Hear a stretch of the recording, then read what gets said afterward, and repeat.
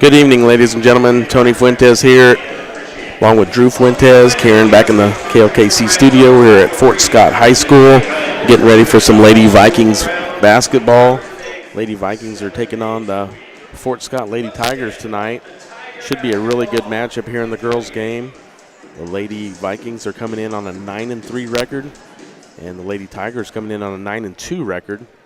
So I know one loss for each of the two teams was to Labette County. Labette County beat Parsons by 1 earlier in the year, and Labette County beat the Fort Scott Lady Tigers by 3. So just going off of that, I think this should be a pretty good matchup. I know the Lady Vikes defeated the Lady Tigers here last year in a really close matchup, and I think the Lady Tigers have got some younger players that are pretty athletic and pretty good ball handlers, according to Coach Pat Scheibe. So the Lady Vikes should have a pretty good matchup against them here tonight. Lady Vikes had a win last week at the Lancer Classic. They also had a win Monday night against Liberty Homeschool at Parsons Gym on Monday night. So the Lady Vikes come in on about a 7-game winning streak.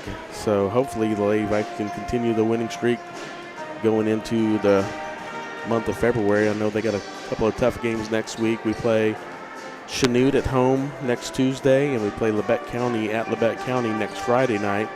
So some pretty good matchups for the Lady Vikes here in the next week or so. But we are still about 3 minutes away from tip-off. So let's take it back to the station for about a 2-minute break, and then we'll come back and hopefully get your starting lineups ready and get ready for action. So you're listening to Lady Viking basketball on V93. Hi, this is Brian at Bowen Pharmacy, and today I'd like to visit with you about how you take your medications. Did you know that when you miss 2 doses per week, that's 3.5 months out of the year that you missed your medications, and that can have detrimental effects on your health in a long time period. Here at Bowen Pharmacy, we have this great new machine called the Rapid Pack RX. And what this machine does is it takes all your medications, filters it down, and puts in this nice strip right here that you can pull out of this box. And at any time of the day that you need your medication, it's right here ready for you.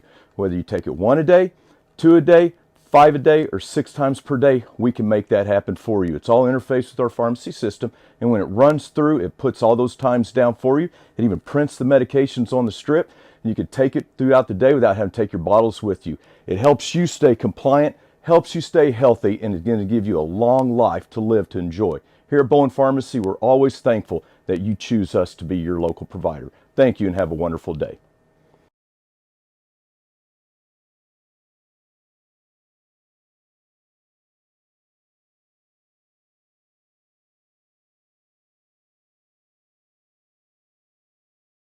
Labette Community College is meeting the need for an increased demand in qualified radiographers. Our radiography students will train on the latest technology in a hospital simulation environment. I wanted to be able to go into a career where I could help people.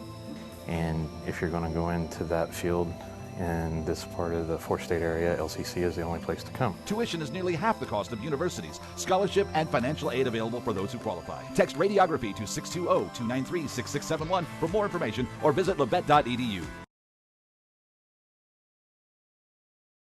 As the area's leading hospital, we believe your best days lies ahead of you. And as a nationally recognized hospital, we work to ensure that your tomorrows are the best they can be. At Labette Health, instead of thinking about what you need out of a hospital, we've thought about what you need out of life. And with our multiple award-winning care, we're creating a higher quality of life for our patients. At Labette Health, we center around you.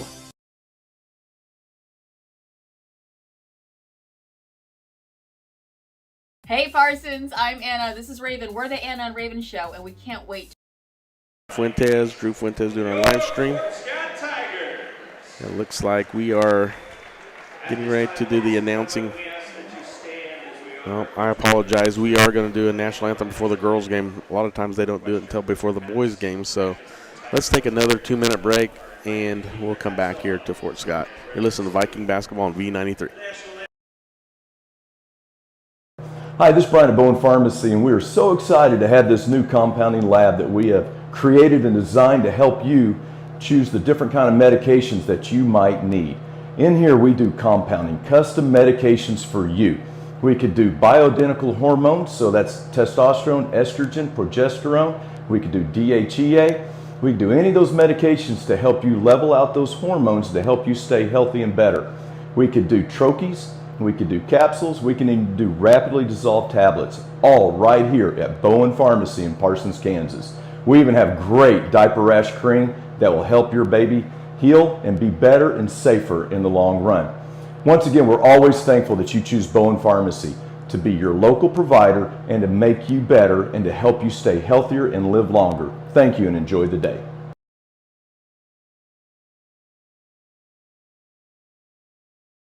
At Labette Health, we've earned our place as a top 100 hospital in the nation for joint replacement. Serving a 6-county area since 1961, Labette Health has also earned national recognition as a respected regional medical center renowned for its comprehensive healthcare services and commitment to high-quality patient care. With over 80 physicians and providers throughout Southeast Kansas, Labette Health is 100% devoted to medical excellence. For more information or to find a provider near you, call 620-421-4881 or visit Labette. Labette Community College is meeting the need for an increased demand in qualified radiographers. Our radiography students will train on the latest technology in a hospital simulation environment. I wanted to be able to go into a career where I could help people. And if you're going to go into that field in this part of the four-state area, LCC is the only place to come. Tuition is nearly half the cost of universities. Scholarship and financial aid available for those who qualify. Text radiography to 620-293-6671 for more information or visit labette.edu.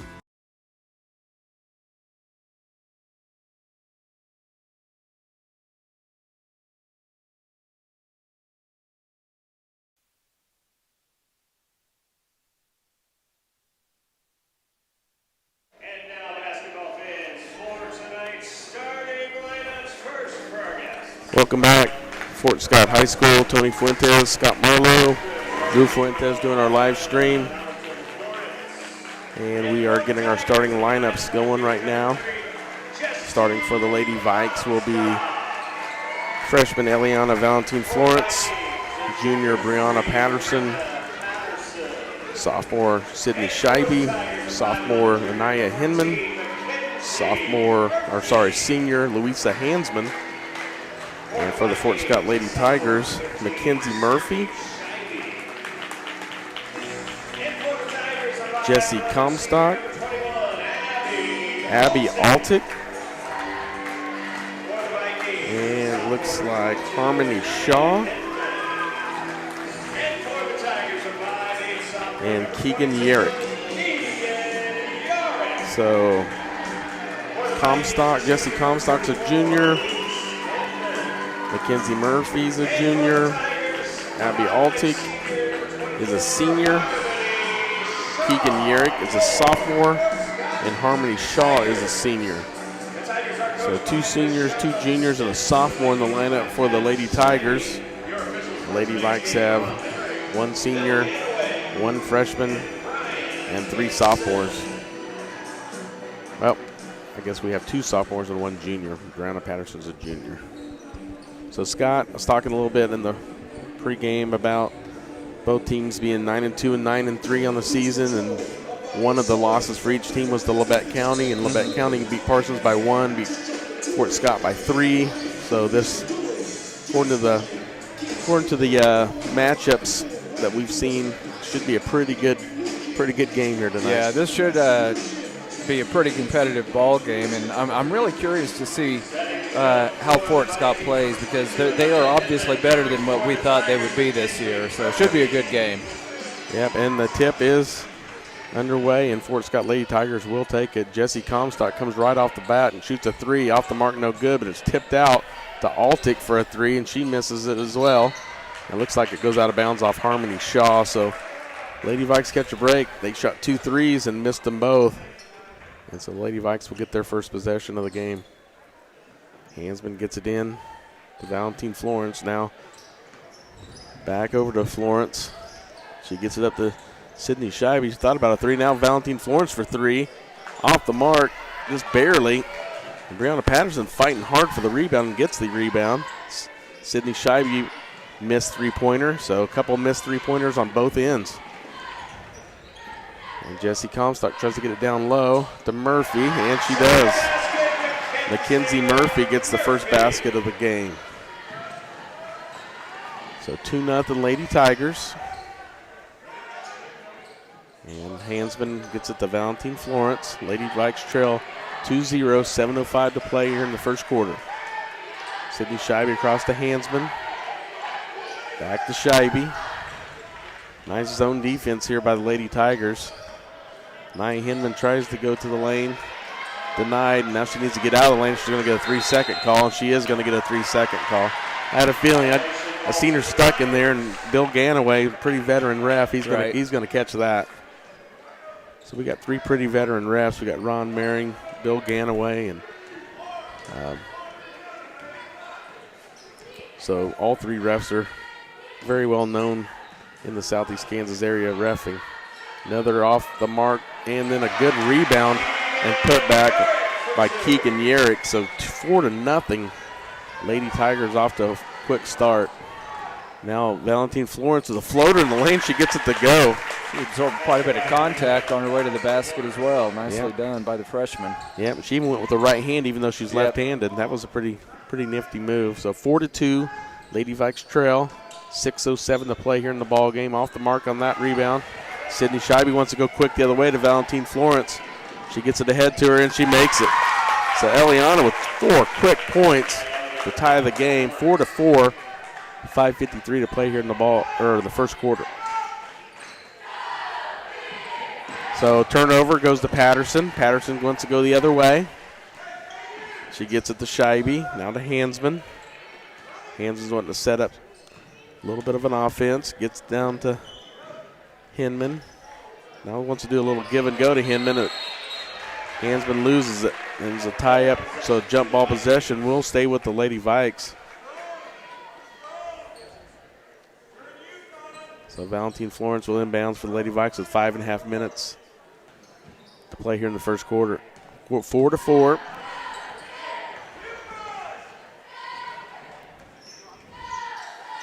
Patterson gets it down low to Eliana, and then nice move in the lane. And Nia Hinman gets her first basket.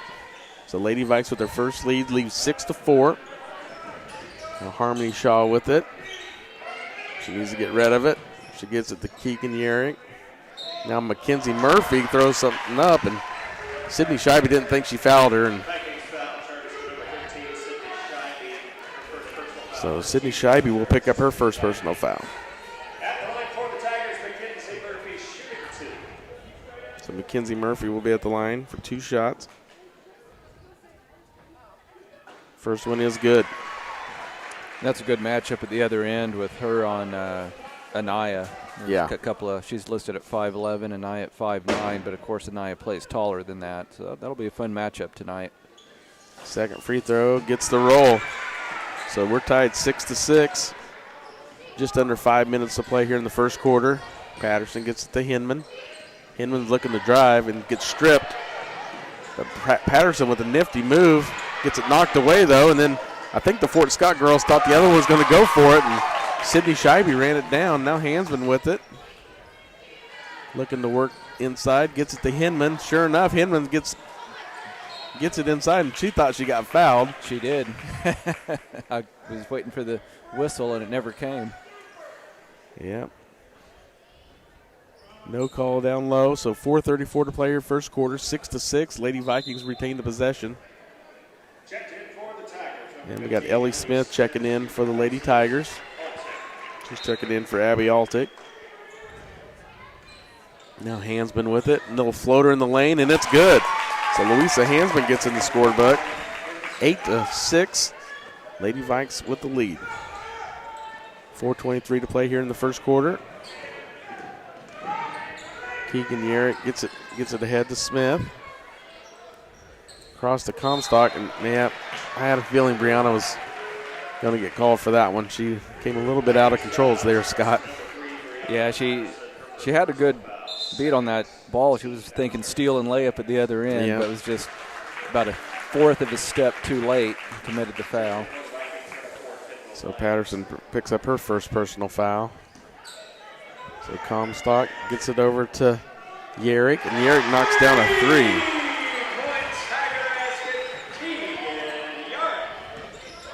So Keegan Yarrick with a three-point basket to give the Lady Tigers a 9-8 lead. 3:56 to play.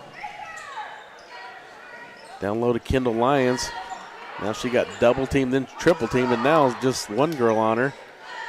She gets it back out to Valentine Florence. Now to Scheibe. Scheibe looked like she took a step there, but no call. Pretty good, solid defense here by the Tigers. Oh, that's wow. Boy, Eliana keeps trying to drive. So Jessie Comstock will pick up her first personal foul. So Eliana go to the line for two. First one's good. And Ellie tied the game with that one, and chance to take the lead here, and no good. So 9-9, 3:30 to play here in the first quarter. And nice, almost near steal by that should have been a foul Hinman on Fort Scott. Yeah, she pushed off. Harmony Shaw pushed off Anaya Hinman after the. Anaya almost had, yeah, she should have had that. Smith with it, gets it back to Yerrick, to Comstock. Anaya Hinman, they continue to play Hinman up top, and it's been working a lot, Scott. And that's nice good defense though by the Lady Vikes. Just straight hands up. The Lady Vikes will come away with it. Hansman directing traffic. She's wanting to drive the lane, and she does, and she's fouled. So Louise Hansman will have a chance to shoot two. 9-9 is your score. 2:58 to play first quarter. Long ways to go, Tony, but in the first 5 minutes here, it doesn't look like either team's going to be able to get much separation. Yeah. The teams look pretty evenly matched, just like we anticipated. Yeah, and that's what we want. We want a good matchup. Louisa Hansman with the first free throw is good. So 10-9. Second one's good. So Louisa hasn't been scoring a whole lot, and she's already got 4 points here. Yeah, that's good news for the Lady Vikes. So 11-9 Viking lead, and she almost throws that away. And now Yerrick, three-pointer miss, but nice rebound by Smith, and Lyons and Hansman come down with the rebound there. Now Scheibe's going quick the other way to Hinman. Nice look. Oh, man, I don't know how they didn't call a foul there. And that, honestly, Scott, that should have been out of bounds on Anaya. That's what it looked like. But I think they fouled her and caused it to go out of bounds. But, man, I guess we're getting the balls. That's all that matters. Man, there's been a lot of contact that hasn't been called here in the first quarter. We'll see if that's how the officials call it the rest of the way. I will say this, if this game comes down to the last possession, Lady Vikes need to look out for Altick. She is a clutch shooter for the Tigers. Sydney Scheibe throws it away on the inbounds to trying to get it into Hinman. And just let her too much. And so now Smith with it, across to Brown.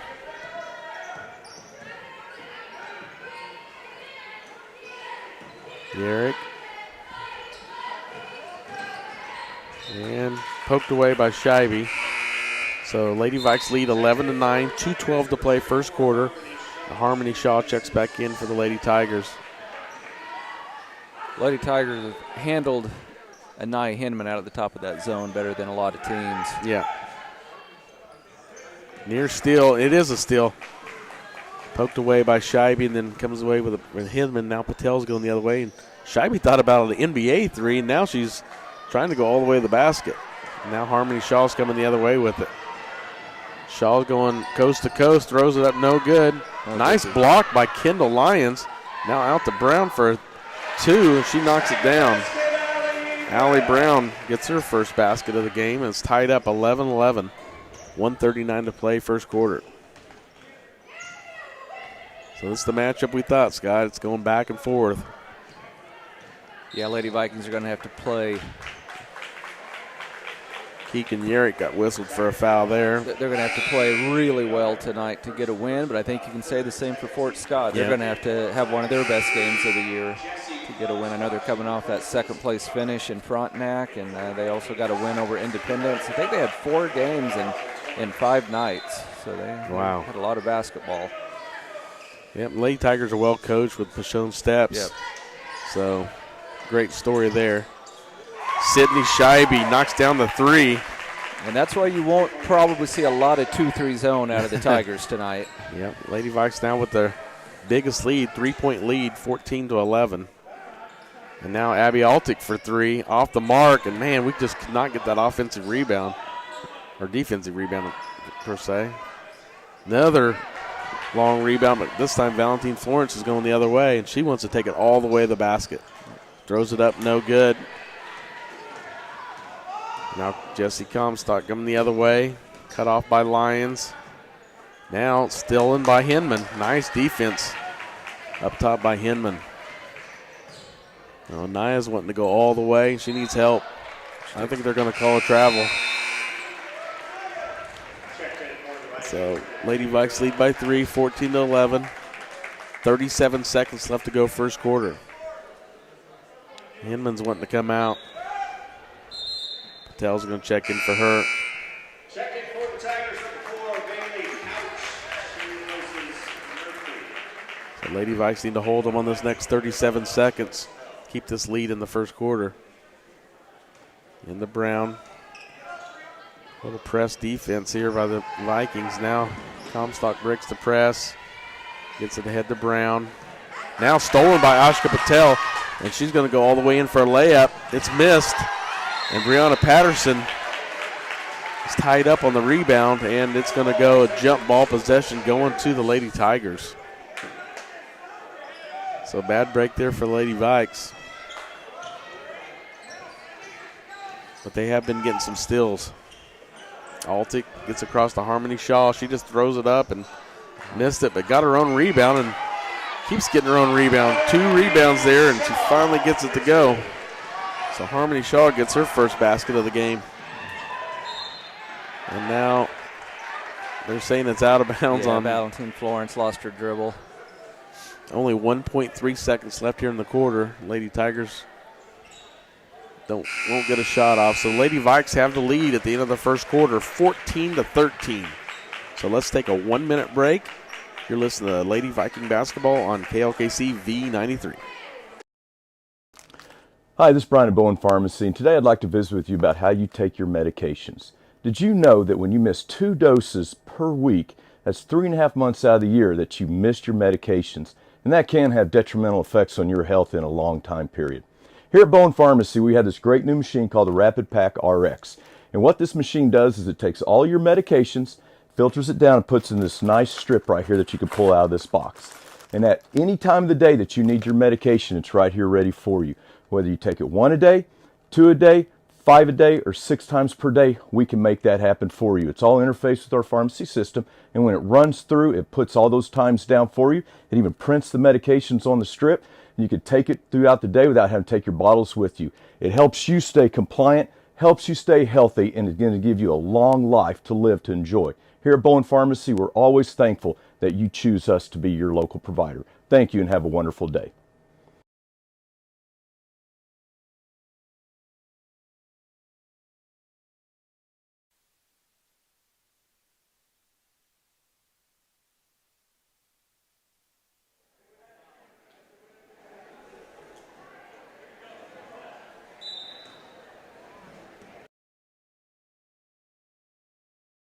Scott Marlowe, Drew Fuentes taking care of our live stream. Karen back in the KLKC studio passing us through. Just underway here in the second quarter. Lady Vikes with the possession. Just passing it around the top of the key a little bit. Trying to get it inside. Now they get it into Scheibe for a nice little layup. And Sydney Scheibe gets her 5th point of the game. So Lady Vikes lead by 3. And continue to do a little bit of a press. It's been working. They've been getting some steals. Jesse Comstock's blocked from behind. Valentine Florence wanting to go quick the other way. She's going to slow it down, though. Gets it to Scheibe. Scheibe a long three off the mark, but Ashka Patel with a nice rebound and tries to lay it in. Gets fouled. I thought she got fouled.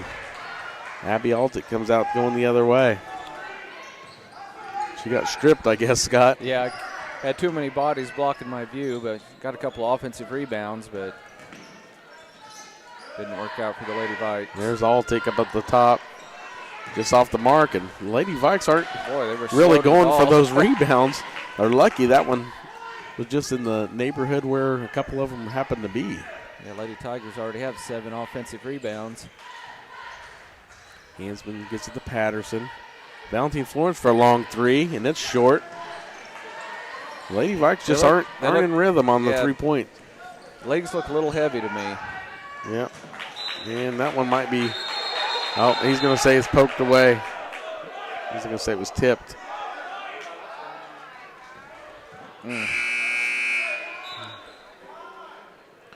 It looked like it was off of Lady Vikings going through there. I think they got the right call. I think so. So Lady Tigers will have the possession. 6:21. Lady Vikes lead 16-13. Jesse Comstock, long three off the mark. We're just been lucky. They've been kind of off on their threes as well, Scott. Yeah, neither team's shooting particularly well from the outside. Valentine Florence gets it to Scheibe. Scheibe's wanting to try to go to the basket, just keeps getting cut off. Hinman with it. Gets it to Hansman. Now Scheibe for a three. Knocks it down. So Sydney Scheibe, who set some records last week in the Lancer Classic with threes, has got 2 already here tonight.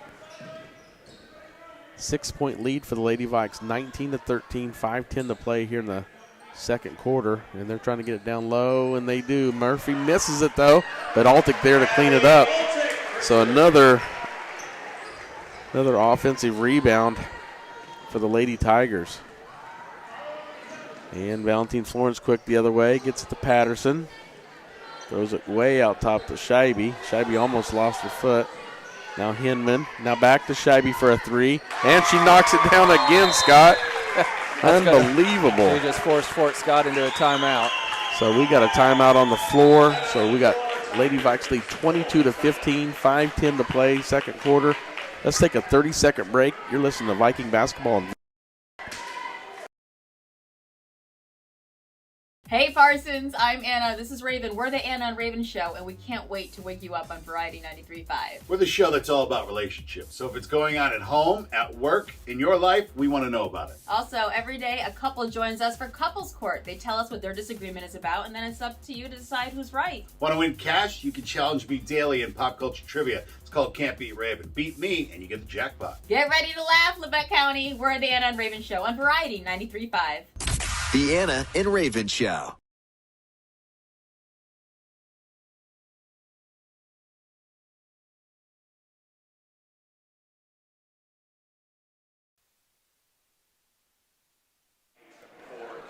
Welcome back, Fort Scott High School. Tony Fuentes, Scott Marlowe, Drew Fuentes taking care of our live stream. And looks like we got something going on here. At the What does that match your scorebook? Yep. Okay.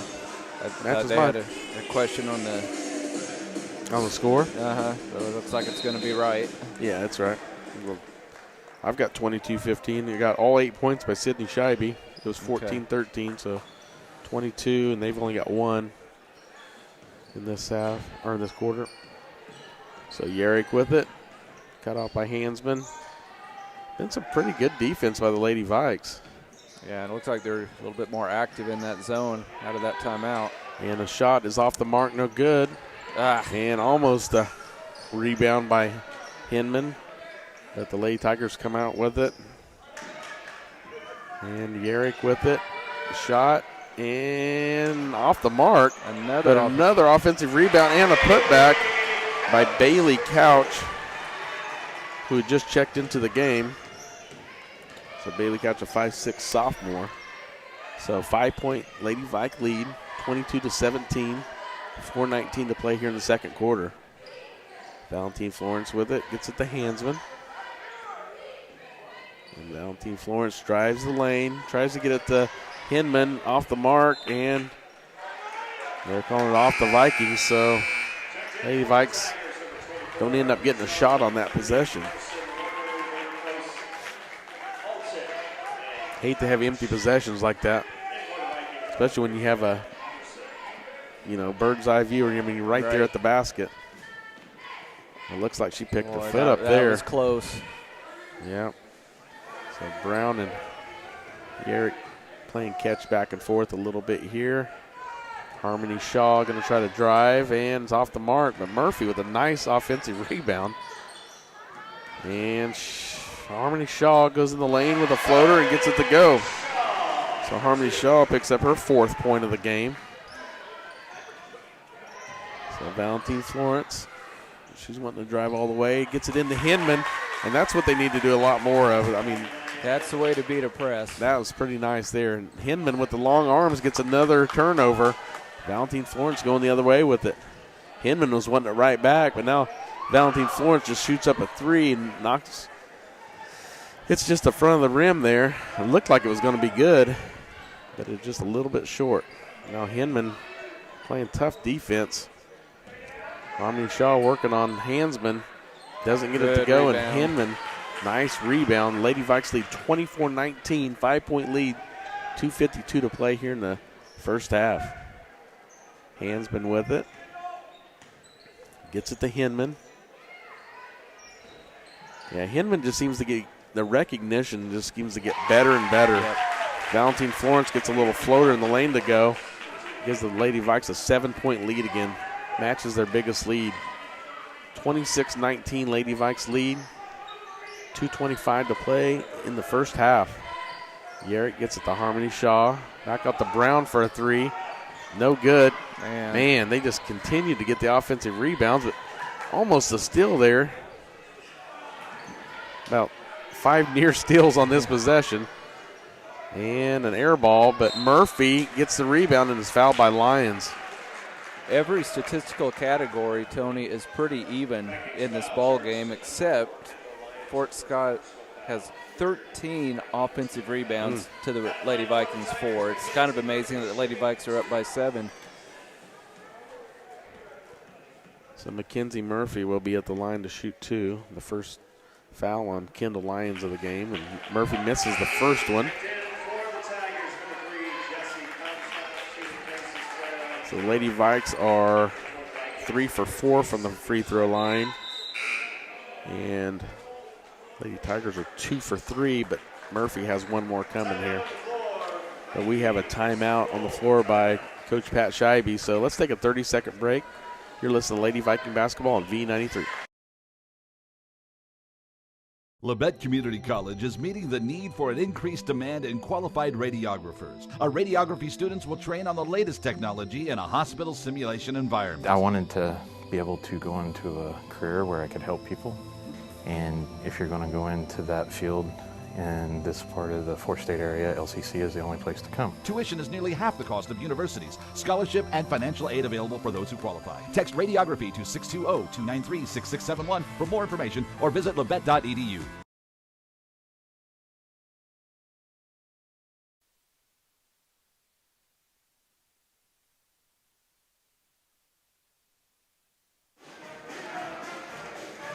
Welcome back. Fort Scott High School, Tony Fuentes, Scott Marlowe, Drew Fuentes taking care of our live stream. Scott, like you said, surprising the Lady Vikes lead by 7 whenever the Lady Tigers have gotten a lot of offensive rebounds.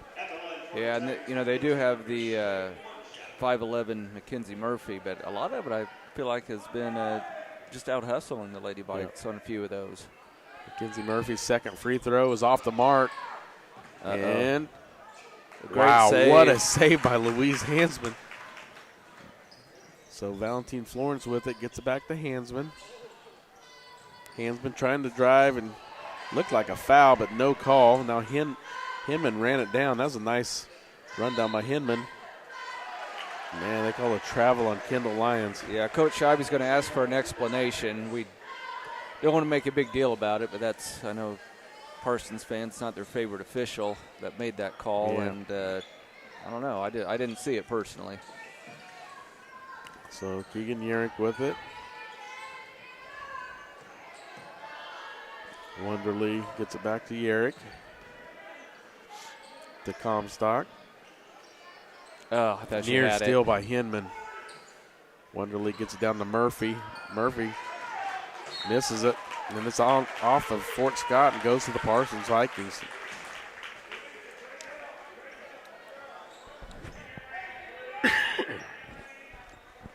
So Lady Vikes continue to lead by 7, 26-19. 1:15 to play here in the first half. Scheibe for a long three off the mark. Wow, I don't know how there's no foul there. But Anaya Hinman just got hammered, and they're not calling anything down low.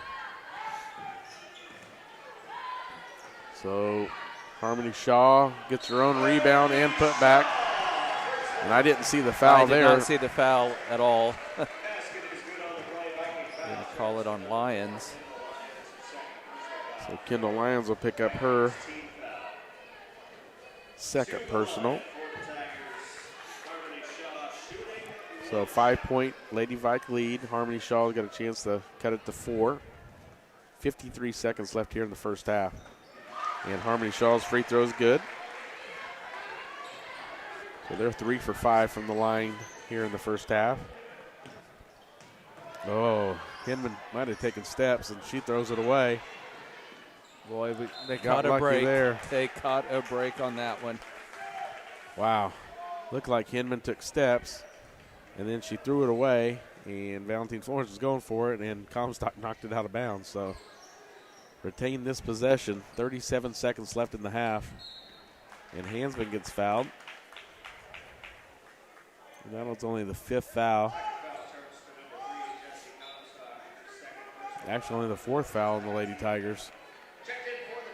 Yeah, only 8 fouls called total here in the first half. They have let them play. Nia Hinman gets it in. She puts up a long 2 off the mark, and now Murphy and Lyons get tied up, and the jump ball possession will go to the Lady Tigers. So 4-point ball game, 26-22. Altage checking back in for the Lady Tigers. So is Patterson for the Vikings. So Sydney Scheibe's going to take a quick breather. 30 seconds left here in the first half. I would think that the Lady Tigers are going to try to hold. I would think they'd hold for one shot, but yeah, I would be surprised if they go early. Well, they get it down to Shaw. Now Brown has it. I don't know if they get the look they want down to Shaw. They might take the, well, Altic took a weird 3 and it hits out of bounds, so now there's 13 seconds left. Yeah, it was partially blocked by the Lady Vike, so it'll stay with Fort Scott. So 13 seconds. 26-22, Lady Vikings lead by 4. 13 seconds left in the half. It's in Harmony Shaw, and she's fouled by Valentine Florence. Wow. So Ellie picks up her first personal foul. So Harmony Shaw will shoot 2 shots. And the first one's good. Couple of 3-point shooters checking in for the Lady Vikes. Patel and Scheibe both check back in. So Harmony Shaw will have one more. 11.4 seconds left in the half. And that one's off the mark, and Hansman runs it down. So 3-point Lady Viking lead. Gets it all the way up to Patel. She lofts up a 3 and knocks it down. Ashka Patel knocks down a 3-pointer. And the Lady Tigers don't even get it inbound, Scott. Yeah. I can't believe that. Patel was put in for one reason and one reason only, and she made it count. That's awesome. So Lady Vikes lead by 6, 29-23. And I'm not sure what they were talking about there at the Coach Scheibe had a question for one of the officials, but I couldn't tell exactly what he was asking. Well, no matter what, the scoreboard says 29-23. It's halftime. So let's take it back to the station for a 2-minute break, and then we'll come back and break down the first half. You're listening to Lady Viking Basketball on B93. Hi, this is Brian at Bowen Pharmacy, and we are so excited to have this new compounding lab that we have created and designed to help you choose the different kind of medications that you might need. In here, we do compounding, custom medications for you. We could do bioidentical hormones, so that's testosterone, estrogen, progesterone. We could do DHEA. We could do any of those medications to help you level out those hormones to help you stay healthy and better. We could do troches. We could do capsules. We can even do rapidly dissolved tablets, all right here at Bowen Pharmacy in Parsons, Kansas. We even have great diaper rash cream that will help your baby heal and be better and safer in the long run. Once again, we're always thankful that you choose Bowen Pharmacy to be your local provider and to make you better and to help you stay healthier and live longer. Thank you and enjoy the day.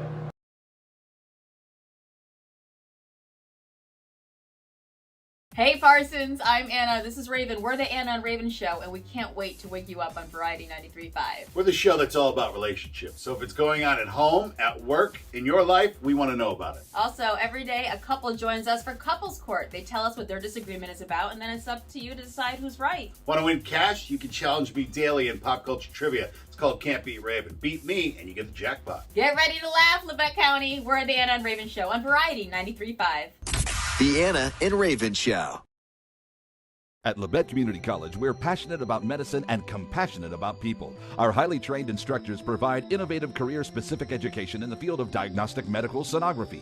Do you already have an associate or bachelor's degree in healthcare? Earn an additional certification in sonography. LCC offers a 12-month completely online program with a clinical component. In as little as 1 year, specialize in OB, abdomen, or vascular. For more information, text pound SONO to 620-293-6671 today. Apply online at labette.edu.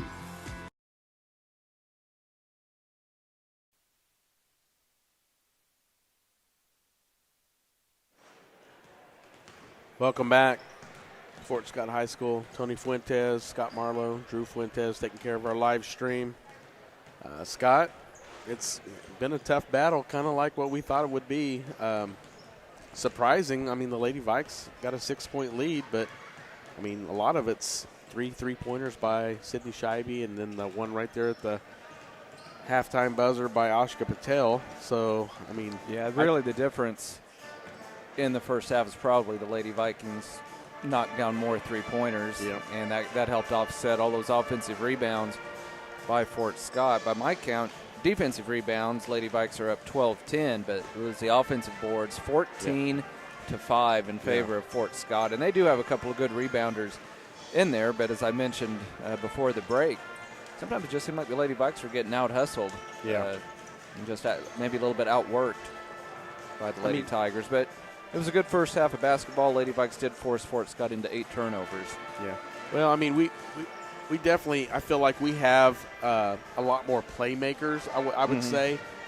I feel like our team is just starting to get a little bit better every game. Yeah. Every game they just seem to get more comfortable with everything. And I think as the season goes on, I think they're just going to continue to kind of just things will start coming easier to them. So let's just run down the scores for the first half. Valentine Florence with 7. Ashka Patel with 3. Sydney Scheibe with 11. Anaya Hinman 4. Louisa Hands with 4. Bailey Couch 2 points. Allie Brown 2 points. Mackenzie Murphy 4. That kind of surprised me because she had quite a few offensive rebounds in there, so only 4 points is kind of surprising. Abby Altick only 2. Keegan Yerrick with 5, and Harmony Shaw with 8, which, I mean, she's a big body down there, so I definitely expect her to, be in double digits. So 8 points for her is probably about where you'd think she would be in the first half. It's I think the Lady Vikes, I think what you said is exactly right. I think the Lady Vikes do have more playmakers, and I think I know Fort Scott can shoot better than what they did in the first half from the outside, but I don't think there's any doubt that I don't know that there's a better outside shooting team in the SEK than the Lady Vikes. They just have too many weapons from out there. But if the Lady Vikes can knock down, they're not going to get as hot as they did when they knocked down 15 over at the Lancer Classic on Monday, that first round game. But if they can just kind of have an average night from behind the three-point line, and figure out a way to keep Fort Scott off the offensive glass, I like the Lady Vikings' chances as this game moves forward. I mean, I think in order to have a chance to win the SEK, the Lady Vikes need to win this game. Even if they win this game, you're still going to have to go through Labette County. And probably have to get some help from someone else as well. But I think there's definitely some teams in the SEK that are. I mean, we're going to have some tough fought games. I mean, next week we got Chanute in Labette County. Yep. So we got Chanute at home and then at Labette County. So Chanute's never,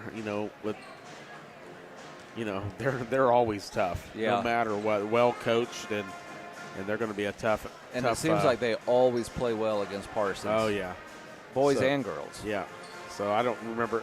It seemed like every year we'd go down to Chanute with the boys team that's super loaded and come out there with a loss. And you walk out there scratching your head like, how did we lose? You know, and it's just they're so scrappy, boys and girls side. So definitely some good matchups next week. But hopefully we can get the job done here in the second half and get this win before that big stretch next week.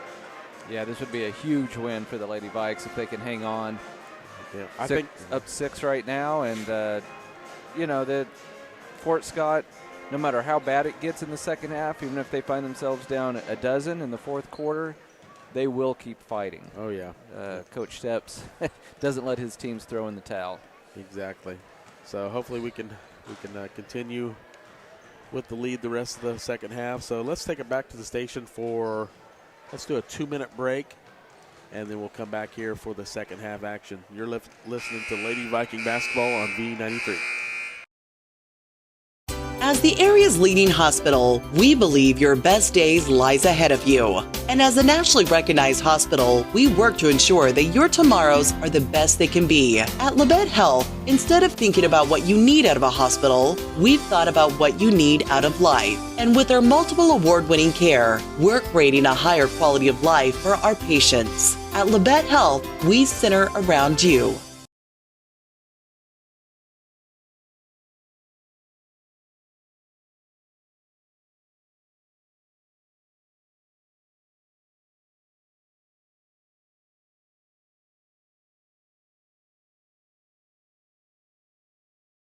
Labette Community College is meeting the need for an increased demand in qualified radiographers. Our radiography students will train on the latest technology in a hospital simulation environment. I wanted to be able to go into a career where I could help people.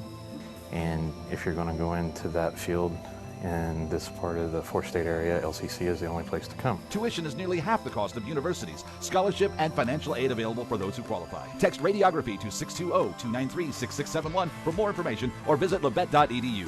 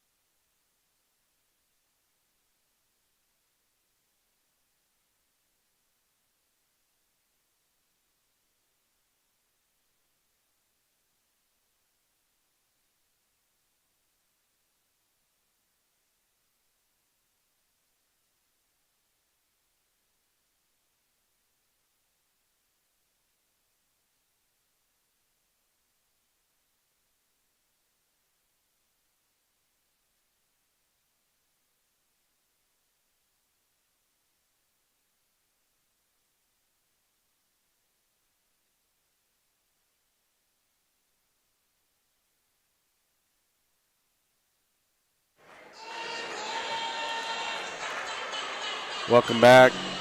Fort Scott High School. Lady Vikings versus Lady Tigers. Tony Fuentes here along with Scott Marlowe. Drew Fuentes taking care of our live stream. Karen back in the KLKC studio patching us through. The Lady Vikes went down 4-0 real quick, but fought back and now have a largest lead with 7 points a couple of different times, but they lead by 6 here at halftime. Looks like Fort Scott will go back to their man-to-man, start the second half.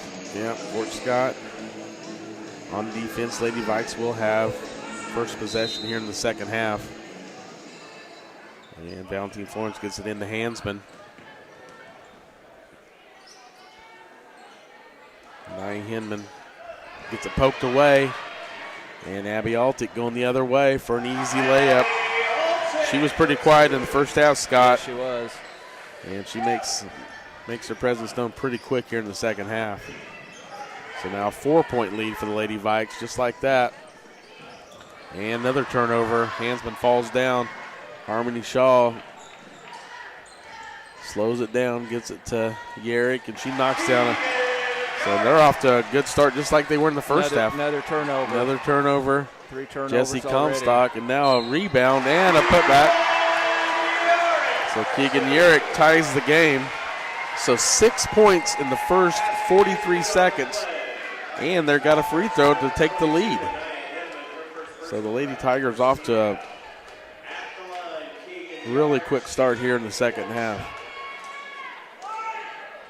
So Keegan Yerrick at the line to take the lead, and she does. That is a quick 7 points. Yep. So 30-29, Lady Tigers lead. So Yerrick reaches in, picks up a quick foul, so that's her second personal. And so now Valentine Florence going quick the other way for a layup, and it's off the mark. So now Comstock going the other way for the Lady Tigers. Lady Tigers with a 1-point lead, 7 minutes to go here in the third quarter. An easy underneath bucket. Yeah, Lady Vikes are almost sleepwalking here in the first minute of the second half. Yep, Louisa Hansman picks up her first personal foul. And so now Murphy's at the line for 2. So Lady Vikes not off to a very good start here in the second half. Lady Vikes have given up 8 points in the first minute and 4 seconds. And a chance to be 9 points if Murphy knocks down the second free throw.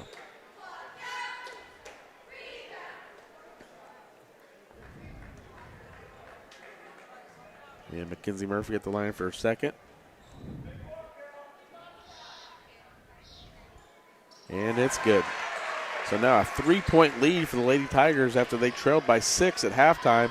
In the first minute and 4 seconds, they have a 3-point lead now. So 9-0 run here in the second half for the Lady Tigers. And Nye Hinman gets it to Valentine Florence. She's wanting to drive, gets it back to Hansman. Now Hinman. Hinman's in trouble, gets it to Patterson. Patterson almost loses it, gets it back to Hinman.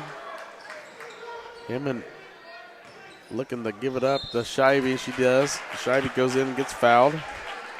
So Sydney Scheibe goes to the line.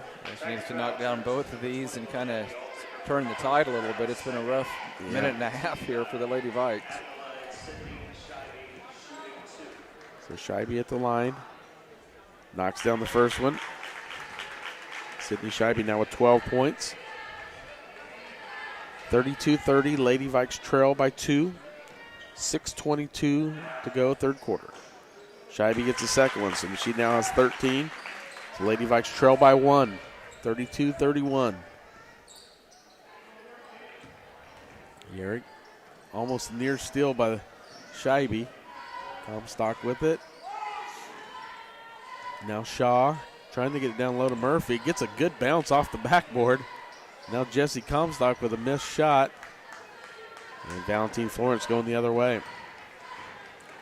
Lady Vikes just need to kind of recoup, and just kind of get back in their rhythm. So Valentine Florence gets it to Scheibe. Scheibe for 3, off the mark, but Hinman gets a nice rebound, but I was going to say, I don't think she fell down on her own. Yeah, they weren't going to call that, and except for the fact that she did fall down. They were going to let that contact go. So Keegan Yarrick picks up her third, so that could be, she's definitely one of their ball handlers, so she might be coming to the bench. Headed out right here. Sure enough, Allie Brown's checking in for Keegan. Brown just Keegan a freshman. Yarrick. Gets it into Hansman. Hansman gets it. Oh, nice move, but I was going to say, how is there no call? That was a late call. Fort Scott bench doesn't like it, and I'm sure one of the reasons they don't like it is it was a late whistle. Yeah, Bill Ganaway is right there, and he doesn't blow the whistle, but Brian Hansen's clear out by us, and he calls the foul. So Nye Hinman at the line, missed the first one. Hinman can tie the game here with this free throw. And both of them missed. Yeah, but it's out of bounds off of Fort Scott, so we got a break there, Scott. Yeah, anytime you miss 2 free throws and end up with possession, you have to feel pretty fortunate. Yeah, Hinman's been shooting the free throws really well this year. He has. Hansman from free throw line knocks it down. So Louisa Hansman now has 6 points. This is definitely her best game. Hinman almost with the near steal. Lady Vikes lead 34-32, but Altic just knocked down a 3 to give the Lady Tigers the lead back. So 35-33.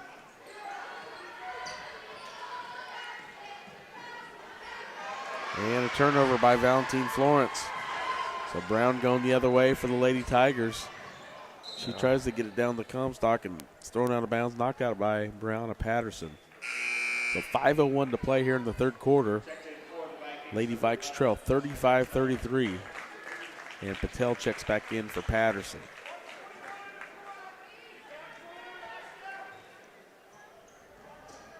And Harmony Shaw, nice little mid-range shot there. So Harmony Shaw now in double digits. Valentine Florence goes quick to Hinman. Nice. Oh, she missed the layup. They call a jump ball, Scott. Yeah, you won't see a Nye miss very many of those. We definitely needed that basket. Lady Vikes trail by 4. They've been outscored, 14-4, I think, something like that. Yep, exactly, 14-4.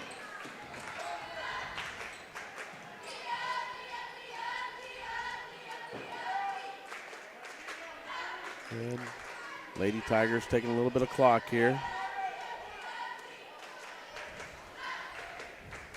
Smith gets it down the Comstock to Murphy. That's a little bit of a late whistle there. And foul's called on Sydney Scheibe. That's her second personal. I noticed Riley Dunway hasn't played tonight. She's just sitting on the bench. She's in uniform, but she's got a mask on, and I'm wondering if she's going to get any minutes tonight. Yeah, Mackenzie Murphy at the line.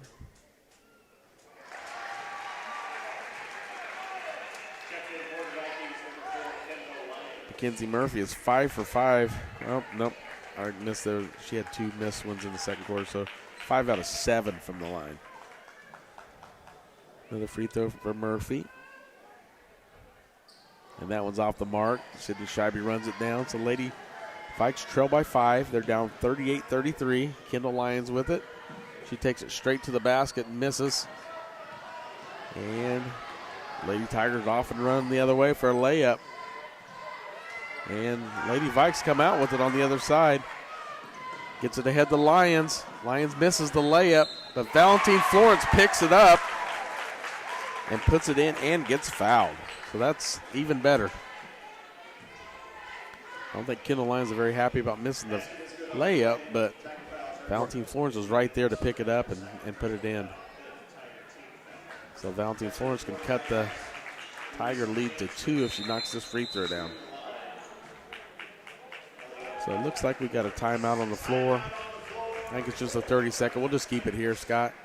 4:03 to play, third quarter, 38-35. Yeah, it's been 15 points in less than 4 minutes. And so many of them came in that opening minute. Lady Vikings started off the third quarter with 3 consecutive turnovers and 6 quick points for Fort Scott. So Lady Vikings just need to settle down, make sure they take care of the basketball. They've been doing a much better job keeping Fort Scott off the offensive glass, but I don't know that they've missed that many shots here in the third quarter, so they haven't had that many opportunities. But, I think not just you and I think about everybody thought this game could go down to the last possession, and looks like we might be well on our way to that. Yeah. I mean, there for a while, it looked like the Lady Vikes might try to hold a in the second quarter, a decent lead. Yeah. They had the 7 and then had a 6 at halftime. And then, with that 9-0 run to start the second half, the Lady Tigers have basically showed the Lady Vikes that they're here to play. So it's ought to be an interesting finish. Valentine Florence at the line now. Lady Vikes trail 38-35. And that one's off the mark. And a rebound by the Lady Tigers. So Valentine Florence, only 1 of 3 from the line tonight. Nice steal by the Lady Vikes. Scheibe's wanting to go quick with it the other way. They do not have numbers, and they turn it over. So Comstock pulls up and knocks it down. So they've been knocking down most of their shots here in the second half of the Lady Tigers. And they lead by 5. I think this matches their biggest lead. They led 4-0, and then they got up by 5, and now they're up by 5 again. I think this is their biggest lead. And Sydney Scheibe misses a layup. Yeah, they've really picked up the defensive intensity. Lady Tigers on the run to try to get their biggest lead of the game. 3:08 to play here, third quarter.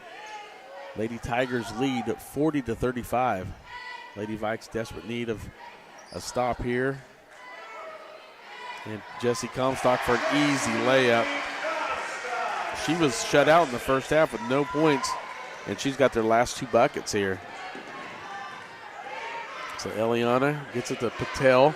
Patel for 3 off the mark, and Eliana's over the back. So she picks up her second foul. So the Lady Vikings are kind of out of sorts right now. Yeah, I'm a little surprised Coach Scheibe hasn't called a timeout of his own. So Vikes trail 35-42. And Abby Altick for a 3, and she buries it. So Abby Altick does what we saw her do a few times last year, knocking down some big threes.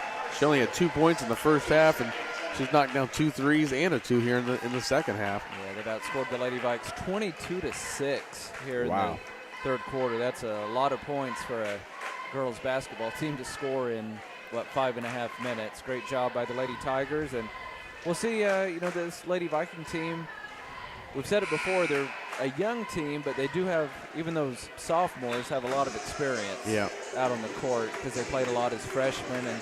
And so it'll be interesting to see how the Lady Vikes respond. They find themselves in a 10-point hole all of a sudden after feeling pretty good about themselves, I'm sure, when they went to the locker room. So a lot of work to do, and it'll be tough. You don't want to be down to this Fort Scott team late because they shoot free throws pretty well.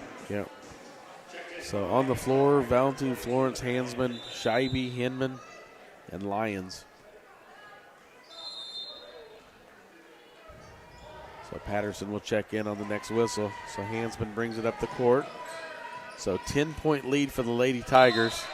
And Louisa Hansman is called for a travel.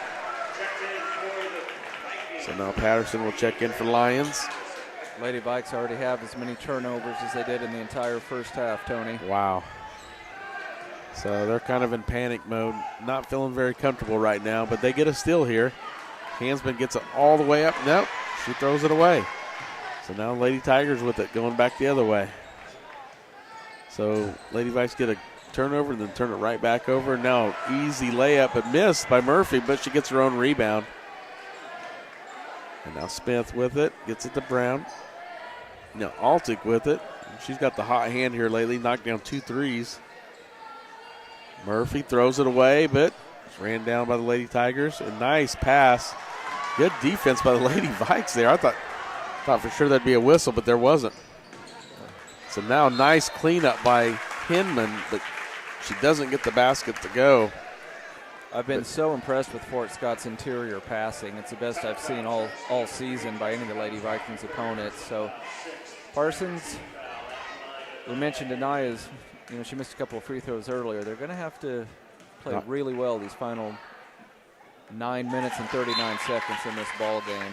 So Hinman does knock down the first free throw here. So a 9-point lead for the Lady Tigers. They lead 45-36. And Hinman has one more free throw coming. So 1:39 to play. Hinman knocks down the second one here in the third quarter. So 8-point lead for the Lady Tigers. So Lady Vikes still got a little bit of work to do. Harmony Shaw with it.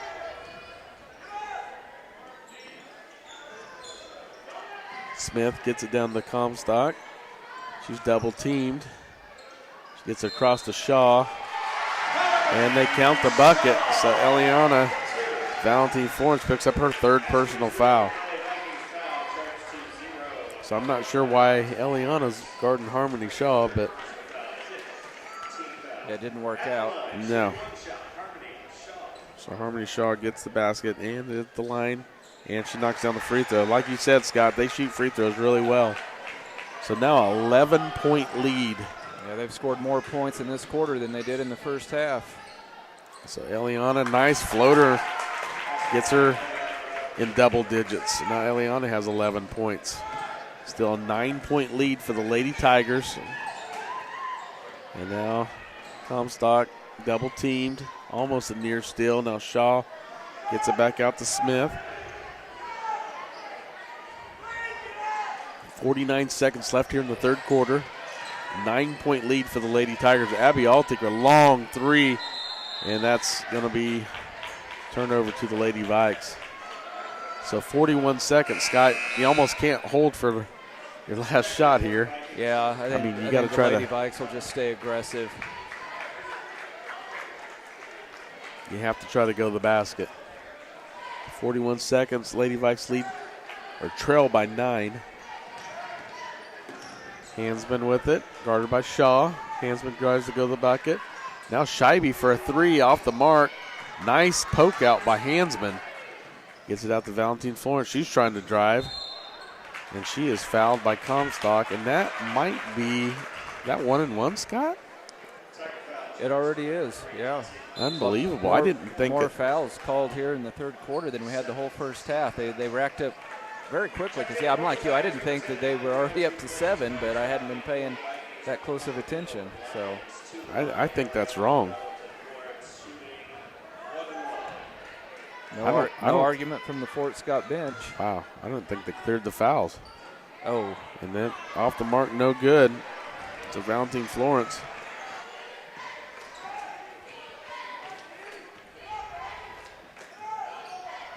Fort Scott's going to try to hold for one. Yep, 12 seconds left here in the third quarter. Lady Tigers lead by 9. Harmony Shaw with it. Now Brown with it. And she's going to shoot a long. She gets a partially Great blocked. defense. But what a quarter for the Lady Tigers. Yeah, so Lady Vikes trail 48-39 heading to the fourth quarter. You're listening to Lady Viking basketball on V93. Let's take a 1-minute break. Hi, this is Brian at Bowen Pharmacy, and today I'd like to visit with you about how you take your medications. Did you know that when you miss 2 doses per week, that's 3.5 months out of the year that you missed your medications, and that can have detrimental effects on your health in a long time period. Here at Bowen Pharmacy, we have this great new machine called the Rapid Pack RX, and what this machine does is it takes all your medications, filters it down, and puts in this nice strip right here that you can pull out of this box. And at any time of the day that you need your medication, it's right here ready for you. Whether you take it 1 a day, 2 a day, 5 a day, or 6 times per day, we can make that happen for you. It's all interfaced with our pharmacy system, and when it runs through, it puts all those times down for you. It even prints the medications on the strip, and you can take it throughout the day without having to take your bottles with you. It helps you stay compliant, helps you stay healthy, and it's going to give you a long life to live to enjoy. Here at Bowen Pharmacy, we're always thankful that you choose us to be your local provider. Thank you and have a wonderful day.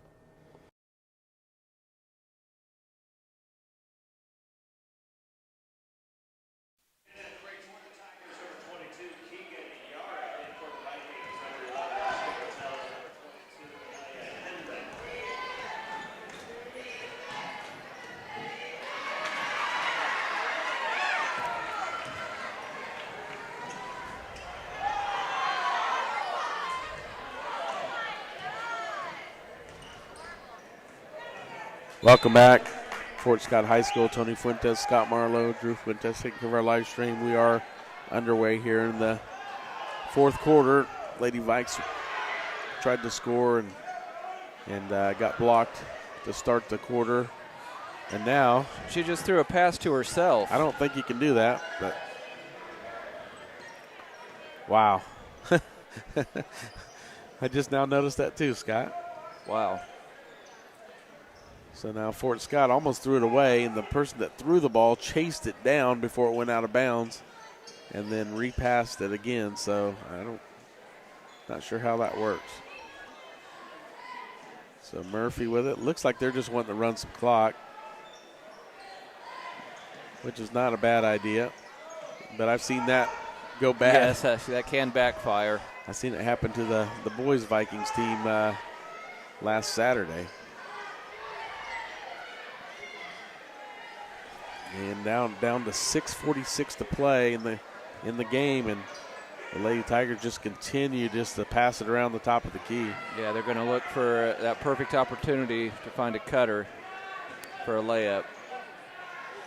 There it is. And Abby Altick gets a basket in the lane to give them an 11-point lead, 50-39. Lady Tigers lead. Sydney Scheibe with it, gets it to Hansman. And now Valentine Florence with it for a long three, and it's no good. And Keegan Yerrick going the other way for the Lady Tigers. And blocked by Scheibe. And Altick with it, and another block by Sydney Scheibe. Sydney Scheibe with her third foul. Yeah, Lady Vikes only 10 points here in the second half, Tony. Hard to believe. Yeah, they scored 14 in the first quarter, 15 second quarter, 10 in the third quarter. Now we're 2 minutes into the fourth quarter, and they haven't scored in this quarter yet. Luckily, Abby Altick missed that free throw. So 11-point lead for the Lady Tigers. 5:59 to play in the ball game.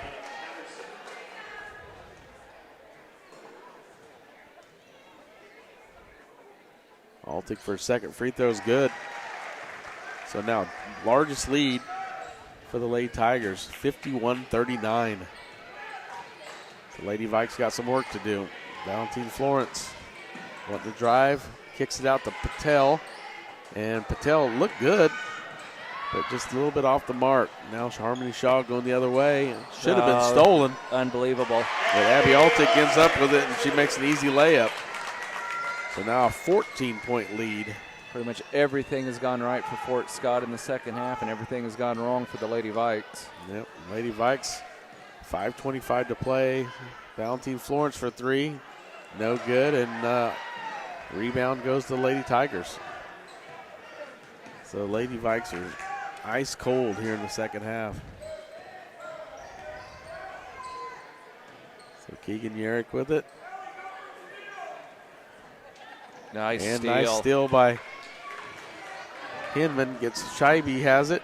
Tries to throw it up to Hinman and knocked out of bounds. So the hustle by the Lady Tigers, unbelievable.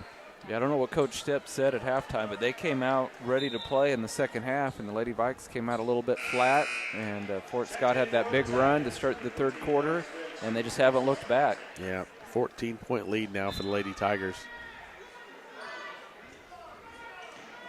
And now Kendall Lyons off the mark, no good, but gets a rebound, luckily, and a putback, and no, misses it again. So just nothing going for the Lady Vikes. Lady Vikes continue to trail. 53-39, Lady Tigers are up. Harmony Shaw with it. And she gets in the lane and finally misses a shot. Yep, Lady Vikes are going to have to go quick the rest of the way. Patel gets it to Hinman. Hinman in the lane. Wow. Off the mark. Just cannot get anything to go. Everything is just barely missing. So 4:15 to play in the ball game. And Lady Tigers playing a little keep away. Yep. And they can do that with a 14-point lead. They'll really tire a defense out. Keegan Yerrick gets in the lane and the steal. Valentine Florence going the other way. Lady Vikes have not scored in this quarter. And another foul. Yeah, we've played over 4 minutes and they haven't scored, Tony. And, part of that is the, Fort Scott defense has just been really, really solid here in the second half. But Lady Vikings, as is often the case when you have a dry spell, they've had some good looks. They just haven't gone down. Valentine Florence at the line now.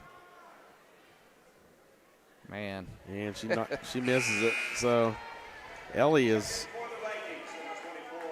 1 for 5 on the night from the free throw line. Yeah, you won't see that very often. Sometimes it's just a lid on the basket, Tony. That's how basketball works, unfortunately. Yeah, just a 30-second timeout, so we'll just keep it here. But, yeah, the Lady Vikes are – everything they did right in the first half is not going right in the second half. Yeah, they and obviously no disrespect to any of the other teams in the SEK. We know Independence is good, and but if this score holds up, the Lady Vikes will put themselves in a position where they pretty much have to win out the rest of the way, including, some get-back wins against Labette County and Fort Scott. Yeah. Man, Fort Scott's been outstanding in the second half, so hats off to them. But it's not over yet. The Lady Vikings have enough shooters. I've seen stranger things happen. Yeah, if they can get hot, they can close it out. So breaks the seal. So the first point of the fourth quarter. So 53-40.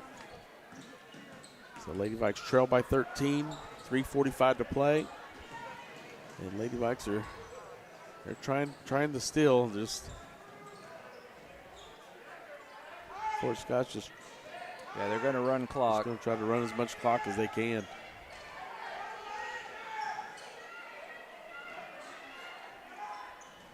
So Harmony Shaw goes down the lane. Wow. Unbelievable. She just throws it up and it goes in. So that's her first basket of the fourth quarter. But everything's just falling for. Wow. And then Sydney Scheibe has a floater in the lane and misses it. And then after the rebound, she's fouled by Scheibe. So Sydney Scheibe picks up her fourth foul. So not looking very good for the Lady Vikes at the moment. Lady Vikes trail by 15 with 3:12 to play in the ball game. Mackenzie Murphy will be at the line. She's 5 for 6 from the free throw line today. And she's off the mark on that one.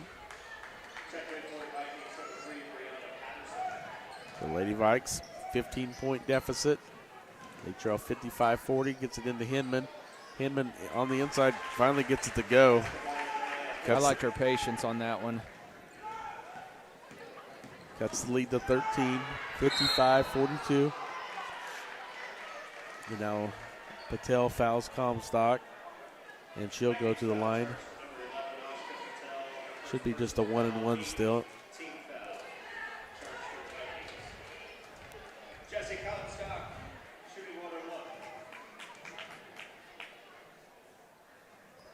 And off the mark. Boy, I thought that was over the back. Yeah, Altick went over the back and tipped it out of bounds. So Lady Vikes will have the possession. So 55-42. Lady Vikes trail by 13, 2:52 to play. So we're getting to the point, Scott, where it's almost going to need some threes. Yeah. And Hansman gets it in the lane to Hinman, and it's a tie-up. And the possession error, I think, is going to Fort Scott. Scott. It was the right idea, but just another good defensive play by the Lady Tigers. Yeah, they have played well in the second half. Wow, nice ball movement, getting the ball up to Abby Altick.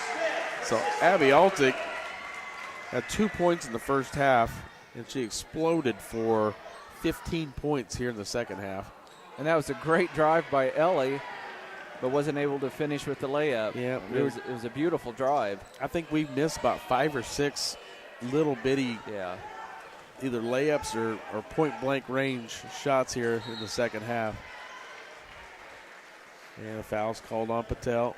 I think the Lady Vikes, I mean, assuming that Fort Scott hangs on and wins this, but I think the Lady Vikes are going to have a chip on their shoulder when they play Fort Scott, because they know, all the credit in the world to the Lady Tigers. They came out and took this game right away from the Lady Vikes, but Parsons knows they can play much, much better. Yeah. So Allie Brown at the free throw line knocks down the first one.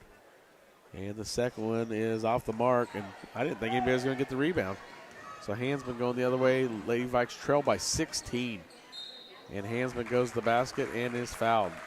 It's a good job by Louise because, when you're down big like this with only 2:04 left, if you can get points with the clock standing still, it can only help you. The foul is called on Keegan Yerrick, and that is her fourth. So Scheibe and Yerrick both with 4 fouls.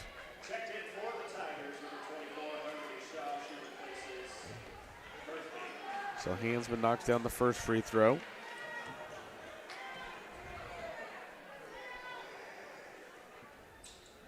So misses the second one. So Lady Vikes trail by 15, 1:58 to play here in the ball game. Keegan Yerrick with it.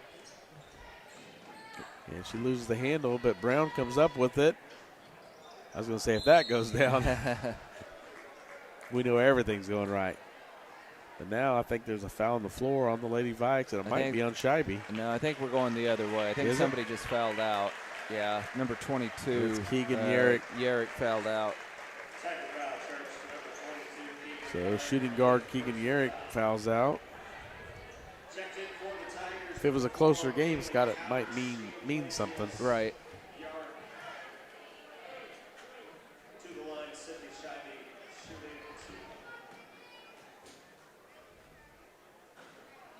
And Scheibe misses the first free throw.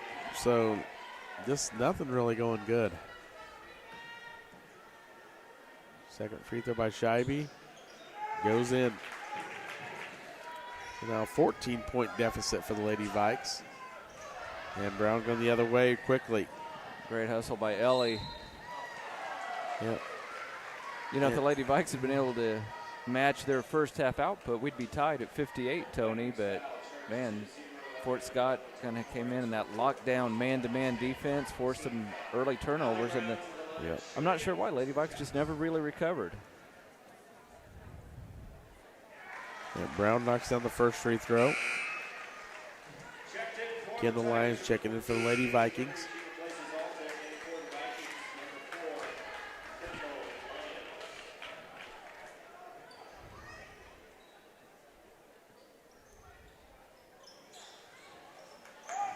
And Anaya Hinman comes out the other way. Lady Vikes trail by 15. Now just a blocked shot. Blocked shot on the other end, but Lady Vikes will retain possession.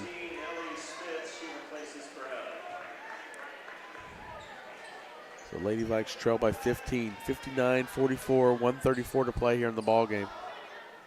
Scheibe gets it into Hansman.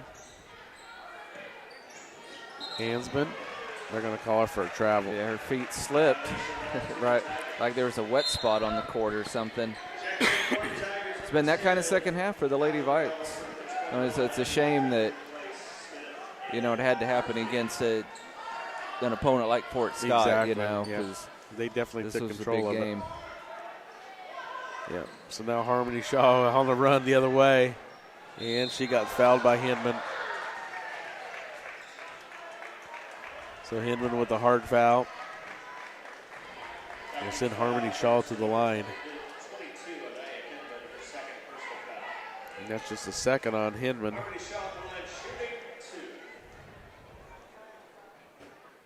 And Harmony Shaw knocks down the first free throw.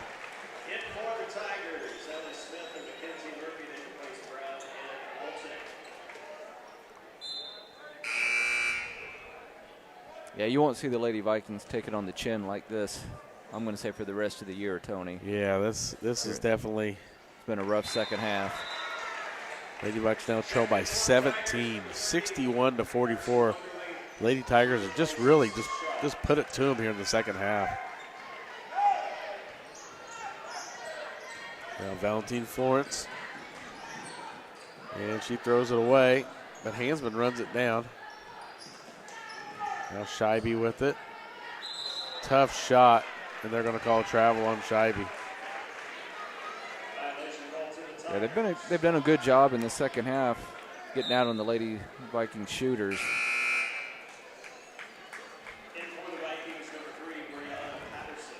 So 1:15 to play. Lady Vikes trail 61-44. So Wonderly with it. Guarded by Hansman. Gets it ahead to Smith. So 1 minute to play, and Valentine Florence is going to pick up. Yeah, she's just trying to play tough defense, but really no need to foul at this point. Tony will just make the final margin that much worse. I'm not sure what they call. Oh, well, they got a 5-second count before the foul. Yep. Wow. That's a quick 5 seconds. What do you think?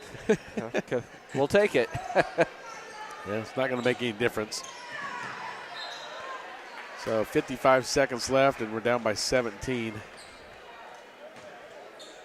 Yeah, 38-15. Lady Vikes have been outscored here in the second half. Wow. Nye Hinman, nice spin move. Kicks it back out to Patterson. Even now they're making the Lady Vikes use a lot of clock. Valentine Florence for three, off the mark. Now Patterson. Good effort. Nice save. So 30 seconds left in the ball game. 61-44. Lady Tigers definitely going to get the win here. I really thought I was going to go down to the last second here, but the way the Lady Tigers came out. Yeah, they just stole this game right away from the Lady Vikes here in the second half. Took the air out of us. Down to 7 seconds. And that's going to be your final score. Lady Tigers 61, Lady Vikings 44. So let's take it back to the station for a 2-minute break, and then we'll come back for the Bowen Pharmacy post-game report for the Lady Vikes. You're listening to Viking Basketball on V93. Hi, this is Brian at Bowen Pharmacy, and today I'd like to visit with you about how you take your medications. Did you know that when you miss 2 doses per week, that's 3.5 months out of the year that you missed your medications, and that can have detrimental effects on your health in a long time period. Here at Bowen Pharmacy, we have this great new machine called the Rapid Pack RX. And what this machine does is it takes all your medications, filters it down, and puts in this nice strip right here that you can pull out of this box. And at any time of the day that you need your medication, it's right here ready for you. Whether you take it 1 a day, 2 a day, 5 a day, or 6 times per day, we can make that happen for you. It's all interfaced with our pharmacy system, and when it runs through, it puts all those times down for you. It even prints the medications on the strip, and you can take it throughout the day without having to take your bottles with you. It helps you stay compliant, helps you stay healthy, and it's going to give you a long life to live to enjoy. Here at Bowen Pharmacy, we're always thankful that you choose us to be your local provider. Thank you and have a wonderful day.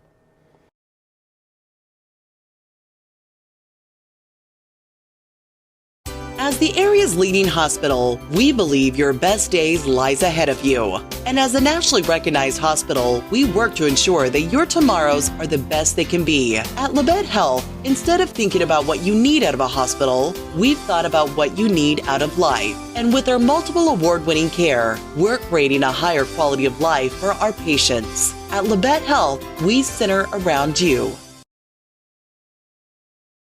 Hey Parsons, I'm Anna. This is Raven. We're the Anna and Raven Show, and we can't wait to wake you up on Variety 93.5. We're the show that's all about relationships. So if it's going on at home, at work, in your life, we want to know about it. Also, every day a couple joins us for Couples Court. They tell us what their disagreement is about, and then it's up to you to decide who's right. Want to win cash? You can challenge me daily in pop culture trivia. It's called Can't Beat Raven. Beat me, and you get the jackpot. Get ready to laugh, Labette County. We're the Anna and Raven Show on Variety 93.5. The Anna and Raven Show.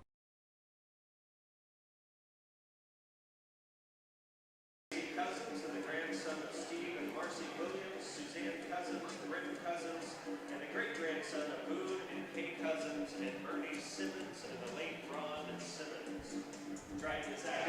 Welcome back. Fort Scott High School. Tony Fuentes, Scott Marlowe, Drew Fuentes taking care of our live stream. This is our Bone Pharmacy post-game report for the girls' game. Lady Vikes lose by 17 points tonight here in Fort Scott. They led at halftime 29-23. They had a 6-point lead, but the Lady Tigers outscored the Lady Vikes by 23 points in the second half to get the victory. So let's go down the scores for the Lady Vikings. Eliana Valentine Florence with 12 points. Ashka Patel with 3 points. Sydney Scheibe 14 points. Anai Hinman 8 points. Louisa Hansman 7 points. Let's go down the scores for the Lady Tigers. Let's go to the leading scorer, Abby Altick, 17. Harmony Shaw also with 17. Keegan Yerrick with 10. Mackenzie Murphy with 7. Allie Brown with 4. Jesse Comstock with 4. And Bailey Couch with 2. So the Lady Vikes were on a winning streak, but that winning streak comes to an end tonight here in Fort Scott. And just a tough second half for the Lady Vikes after leading by 6 at the halftime. They end up losing the game 61-44. And I'm waiting to see if Coach Scheibe is going to come up here. But there's no sign of Coach Scheibe yet. So we'll leave it here for just a second just to see if Coach Scheibe is going to come up to speak with us. Fort Scott is doing their version of their winter homecoming here tonight. And Scott, we'll get Scott back on the air here. Scott, I was just talking, just going down the scores, just a little bit talking about a little bit of a fallout there in the second half and the big comeback by the Lady Tigers. Just a tough game because I think the Lady Vikes had the intensity in the first half and they just... Yeah, I'm not sure what happened in the second half. Fort Scott was clearly the better team those last 16 minutes. And so we know the Lady Vikings didn't feel like they had the game won at halftime. It was only a 6-point game. I don't know, Fort Scott just picked up the defensive intensity. Their transition defense was better. And I thought one of the big keys, especially in that third quarter, Tony, we talked about the Lady Vikings turnovers, but it was Fort Scott's points off those turnovers. They took advantage of almost every single turnover and converted it into a basket at the other end. And, I mean, the Lady Vikes, they never really got back into it in the fourth quarter. Fort Scott kept playing solid defense. Lady Vikes had some good looks from the three-point line and also in the paint. And sometimes there's just a lid on the basket, and that, basically everything that could go wrong in the second half did. It's just how it was just a lot of shots that just looked like they were going to go in and just kind of rimmed out. And then, I mean, I know there was a couple that Fort Scott just kind of threw up and they went in, so they're in the second half. But it's just one of those games where, everything's going wrong. But I was kind of waiting to see if Coach Scheibe is going to come up, but I have not seen him. Yeah, he may. I see him now. There he is. Yeah, the Lady Vikes, they will be ready for Fort Scott. Yeah. This group of Lady Vikings does not like to lose. No. Okay, so they are going to want to get a stick back against Labette County. They're going to want to have a get-back revenge win against Fort Scott. And, I think they're going to I think you will see what you saw out of Fort Scott in the second half. I hope you see that from the Lady Vikings for all 4 quarters when these teams play next month. Yeah, hopefully Coach Scheibe, talked to him just kind of explained to him that you can't win a game in one half. Right.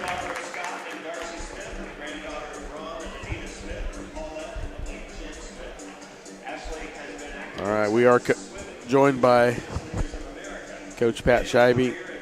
Coach Scheibe, can you hear me? Yes. Going to the half, has 6-point lead, feeling pretty good about it, and then come out 9-0 run by them in the first minute and 4 seconds. Yeah, we talked about that in the locker room, I'd say the number one thing tonight is definitely rebounding. We got to have the fight and the hunger to go grab the rebound, and we just don't have that yet. And that was probably the difference. And I thought the game was, rebounding, but that definitely, the first minute of the second half dictated, the rest of the game. Oh, yeah. They got the momentum and went up on us. And, we talked at halftime that no lead was safe up here. No lead was safe. And they came out, and I think they just wanted a little bit more than we did. So, we told them, we just got to keep getting better and better. We still have a very good team. Yeah.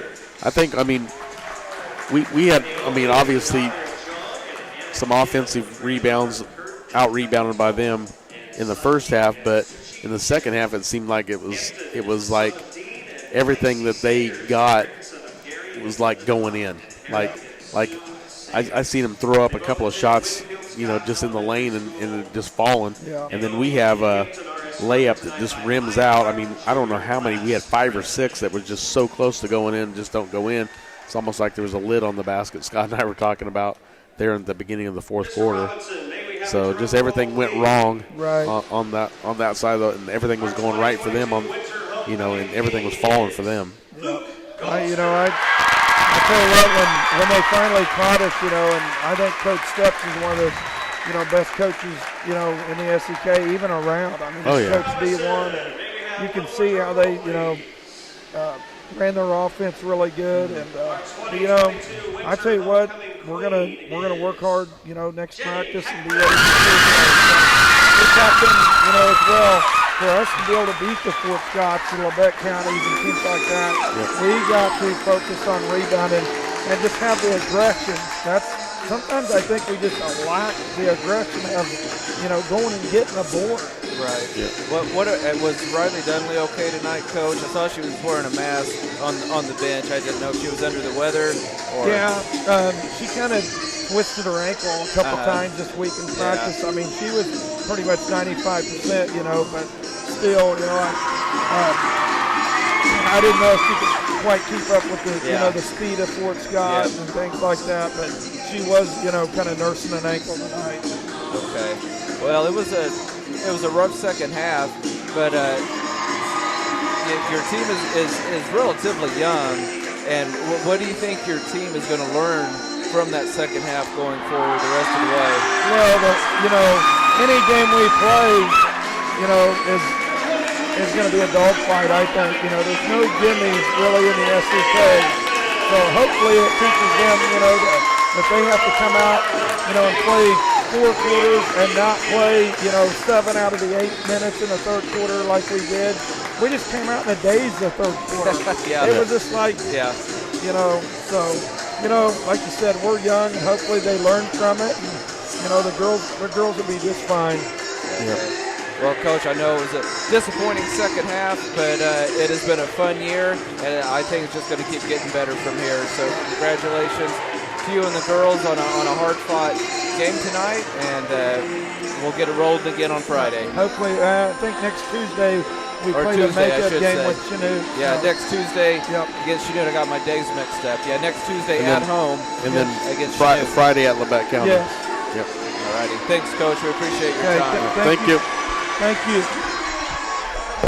All right, well, that wraps it up, Scott, for the girls' contest. What do you think on time for the? Yeah, I'm sure our listeners heard all the commotion during that interview. It is homecoming here at Fort Scott, and that's what all the extra noise was in the background. So we've got an extended halftime they just started the clock. Extended time in between games, I should say. Let's send it back to Karen in the studio for about 10 minutes. And Karen, in 9 or 10 minutes, Karen, just send it back to us, and we'll be listening for you to give us the go-ahead. So once again, Lady Vikings lose a tough one tonight to Fort Scott. We'll be back in 9 or 10 minutes with the preview for our boys contest. You're listening to Viking basketball on V93.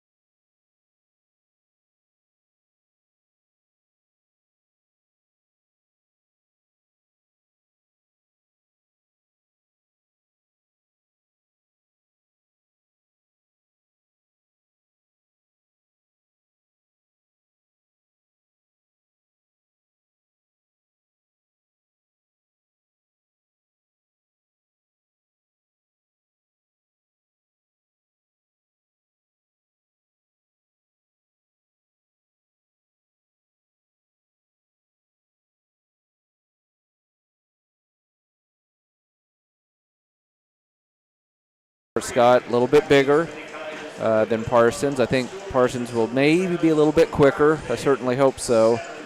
And I haven't seen a lot of Fort Scott this year. I did watch part of their game when they beat Labette County on a three-pointer that allegedly beat the buzzer. Yeah, I heard a little bit about that. Yeah, anybody that has seen that play knows that the shot did not actually beat the buzzer, but the officials saw it differently, and so Fort Scott got a last-second win over Labette County. I think that was way back, one of the first games of the year back in December. But, you know, the Vikings, seems like we see it just about every game, Tony. They play pretty darn good in spurts. Yeah. But they have trouble putting together a complete game. I know, you know, I wasn't there, and I was listening to your broadcast against Baxter Springs, and we know what happened there. A 15-point lead after 3 quarters, and the Vikings end up losing that one by 5, and they were shorthanded. Yeah. But still, the Vikings,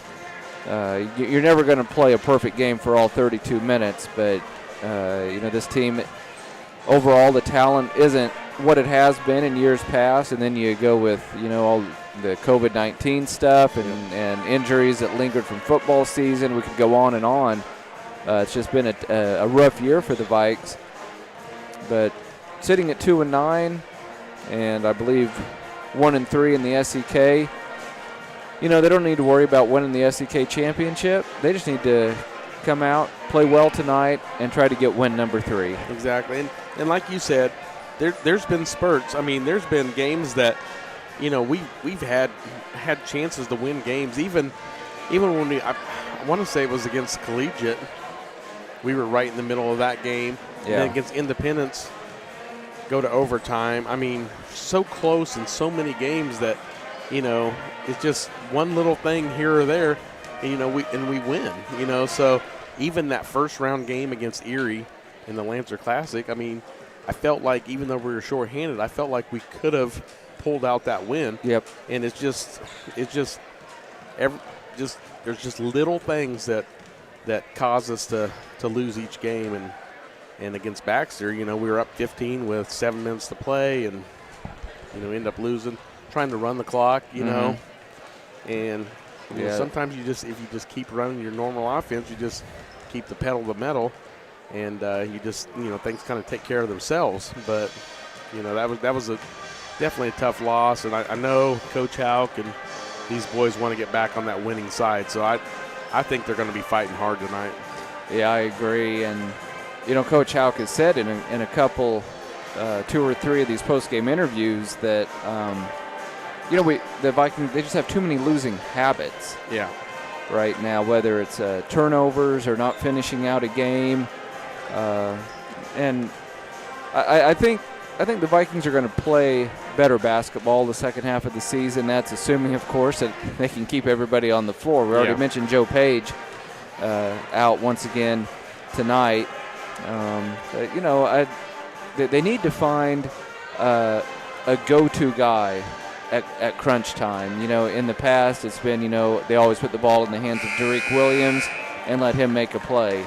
Now this year, you know, obviously they have a good point guard in Jesse Jones, and they have a good leader, senior leader in Paxton Swanson, but I know you've been real high on Landon Wheat, and he missed all the action last week, but I have a feeling that if it doesn't happen this year, his last 2 years, he's going to be one of the marquee guys. Definitely. And he's a great athlete and can make a lot of exciting plays.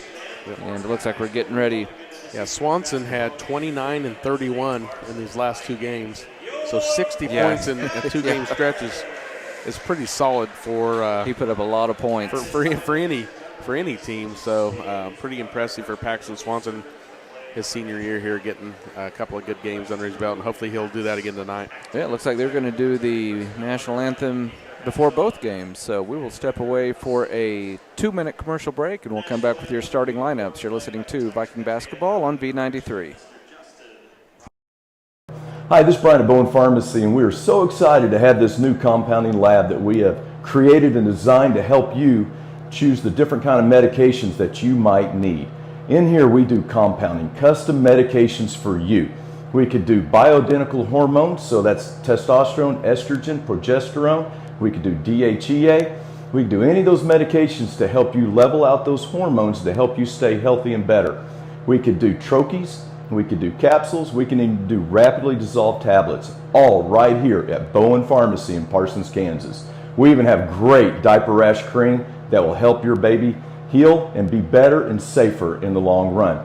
Once again, we're always thankful that you choose Bowen Pharmacy to be your local provider and to make you better and to help you stay healthier and live longer. Thank you and enjoy the day.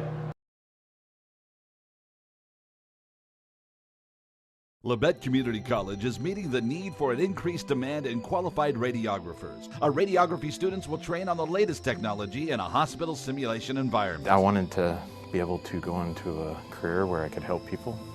And if you're going to go into that field in this part of the four-state area, LCC is the only place to come. Tuition is nearly half the cost of universities. Scholarship and financial aid available for those who qualify. Text radiography to 620-293-6671 for more information or visit labette.edu.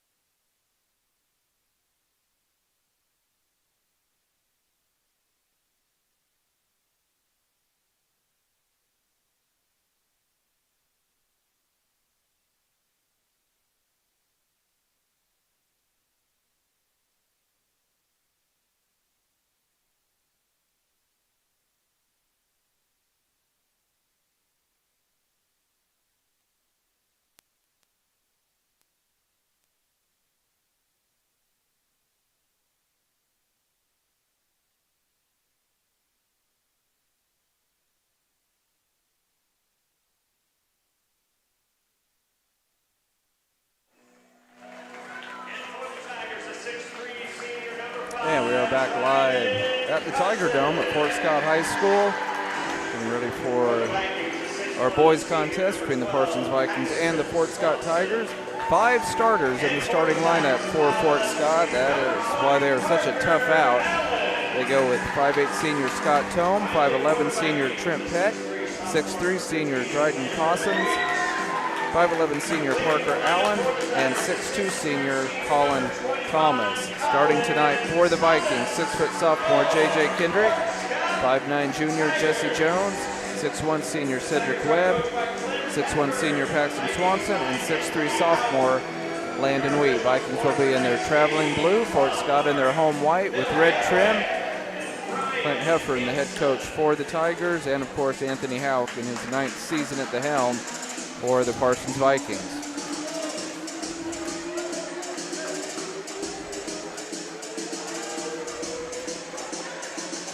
I think the Vikings need to get off to an outstanding start tonight, Tony. This Fort Scott team is well coached, as are the Vikings, but I mentioned those 5 senior starters for the Tigers. They're not,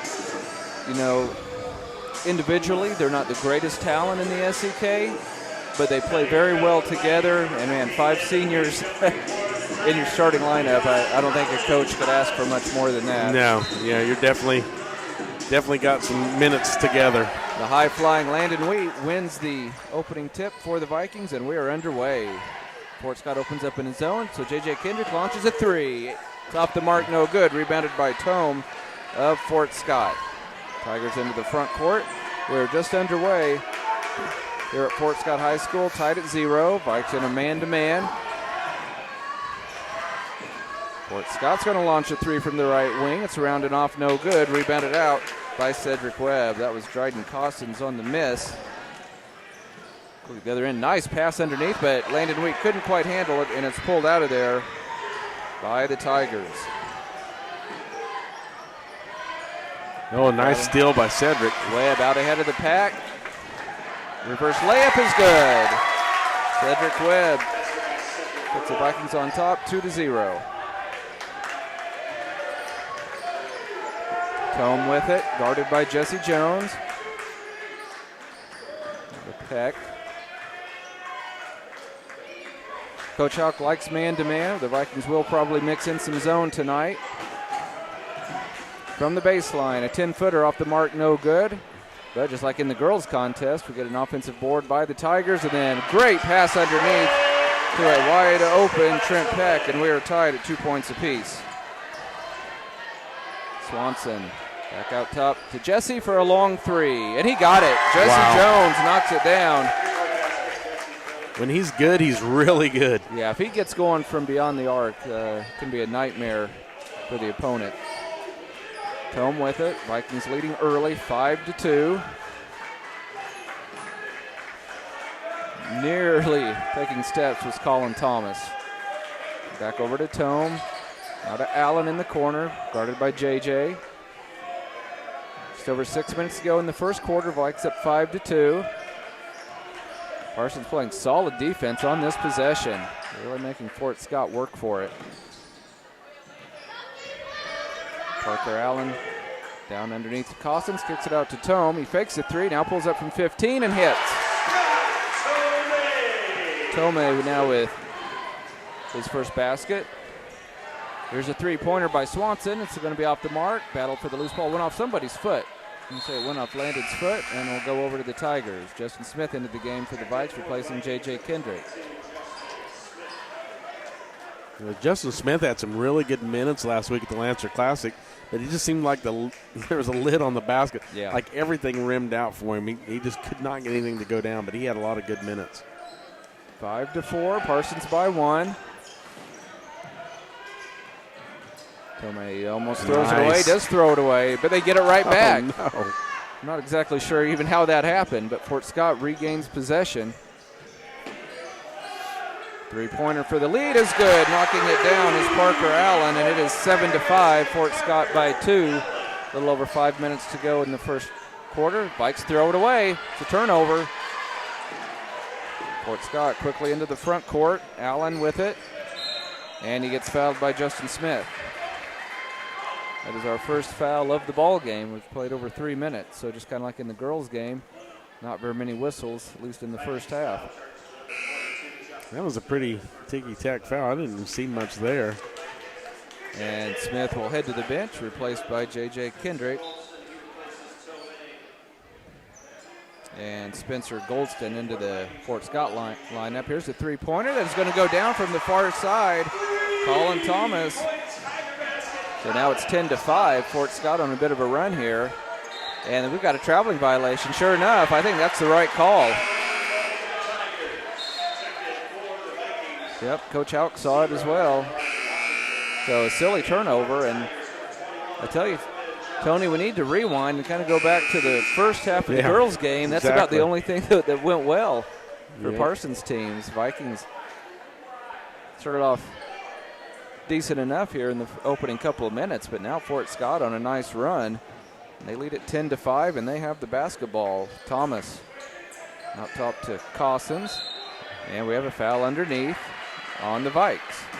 It was J.J. Kendrick. Kendrick's first and the team's second. Colin Thomas, 6'2 senior, to throw it in from the baseline. Tomei almost took steps. Vikings doing a little bit of trapping. 5'8 senior point guard. Trying to direct traffic. Great near steal by J.J. Kendrick. Wow, it's going to be a turnover. They're going to say that I think it was Colin Thomas was on the sideline. Yep. Well, turnovers are pretty close to even, 3-2 right now. Jesse Jones into the front court. Looks like Fort Scott has switched to a 3-2 zone. So the Vikings attack this. Webb in the corner, goes baseline, lost it, and it's another turnover. Vikings struggling to take care of the basketball the last few trips down the floor. Goldston, he almost took steps. It's a down low to Johnson. He's a 6'4 junior. Three-pointer from the corner is going to be short, and Washington, who has checked in, nice rebound for the Vikes. Jones gets fouled on the far side of the court. First foul of the night on Fort Scott. Trey Mack checking in for the Vikings. So we have Kendrick and Swanson, Mack, Washington, and Jones on the floor for the Vikes. They trail it 10-5. Good look underneath to Washington. It is good. Nice pass. Nice finish by Washington. Fort Scott player falls down, was able to maintain his dribble. Thomas in the paint. They never put the other 2 points on the board. Yeah, it's 10-7. They struggled with that in the girls' game a couple of times, I noticed. Yeah, the Vikings have 7 points, and they did not put it on the board. Three-pointer is short. Great job by Jesse Jones getting the rebound. He's pushing the tempo. Little Euro step, and he scores off the glass. That was a heck of a play by Jesse Jones. And Coach Dixon telling the scoreboard operator, hey, we need another basket up there. Timeout on the floor, but we'll keep it here at the gym. It is 10-9, although they still have it 10-7. And they're going to try to get that corrected. 2:48 to go in the first quarter. And Tony, Vikings, it's kind of like we talked about in the pregame. Just within this first quarter, they've played well in spurts and played poorly in spurts. And they just have to figure out a way to play better basketball more consistently. They just need to level it out. It's just, I think there's still enough time in this season to kind of level it out and try to get. But when the losses keep piling up, you know, like you said, you know, we're going to draw somebody pretty darn tough in that first round of sub-state. Play has resumed. Fort Scott with the ball and a 1-point lead. Brownwell on the floor now for the Vikings. Near steal by Swanson. Step back. I thought we were going to have a step back three. Now we do have a three from the top of the key. It couldn't get the roll. Brownwell fighting for it. Couldn't get it. And Fort Scott retains possession. 16-footer off the mark. No good, but the rebound goes right to Fort Scott. Wow. Then a near steal by Kendrick. Great hustle. And the ball knocked out of bounds by the Vikes. You know, it's frustrating, you know, that the Vikings haven't been able to corral those rebounds, Tony, but really the ball just wasn't bouncing in their way. Now we've got another situation over at the official scorers table. Yeah, I'm not sure what it could be. The scoreboard is right at 10-9, but it looks like they might be making another change, maybe trying to get the team fouls possibly corrected. But I got 2-1. As do I, so I'm not really sure. But we're ready for more basketball. Fort Scott with the ball in a 1-point lead. Thomas gets it into Cossins. Cossins looking to make a move. Finds a teammate open on the near side. A three is off the mark, no good. Good seal off by Swanson. Here come the Vikes on the move, looking for the lead. J.J. Kendrick cut off on the baseline. Back to Swanson. A step back three is going to be short. And again, if he had followed his shot right away, Tony, he would have had it. And then nice play on the far side, saving it. Parker Allen throws it off Swanson's leg. Trent Peck into the lineup for the Tigers. Spencer Goldston running the point right now. 10-9, Fort Scott by 1. Minute 45 to go in the first quarter. Nice drive on the baseline. Vikings in a zone, I believe. And then a great anticipation and steal by J.J. Kendrick. He's just getting better and better as the year progresses. He wants to take it all the way and gets it blocked. That was a nice defense by Colin Thomas of Fort Scott. Score remains Fort Scott 10, Parsons 9. Minute 19 to go in our opening quarter. Goldston with it, being harassed by Trey Mack.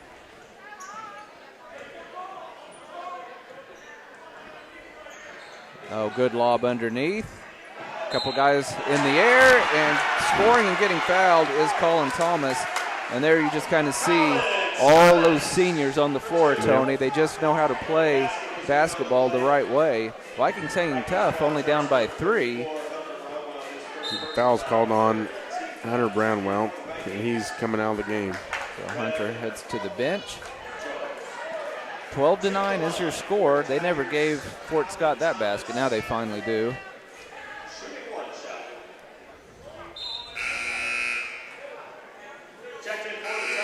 And here comes Markin Johnson back into the lineup for Fort Scott, along with Lafredo, 6'3" and 6'4" coming in. Free throw goes down for Thomas. He leads all scorers with 6 points here in the first quarter. 4-point lead for the Tigers at 13-9. Webb with it on the right wing. Fort Scott stays in their zone. Kendrick right back to Jesse. Jesse in the paint. Oh, good look to Mack, and the reverse layup goes down. Nicely done by the Vikes. Mack with his first two. Vikes with a zone press, and we have a traveling violation at half court. Cossins took an extra step. The Vikes get the turnover. 13-11 is your score. Tigers on top. 36 seconds to go in the first quarter.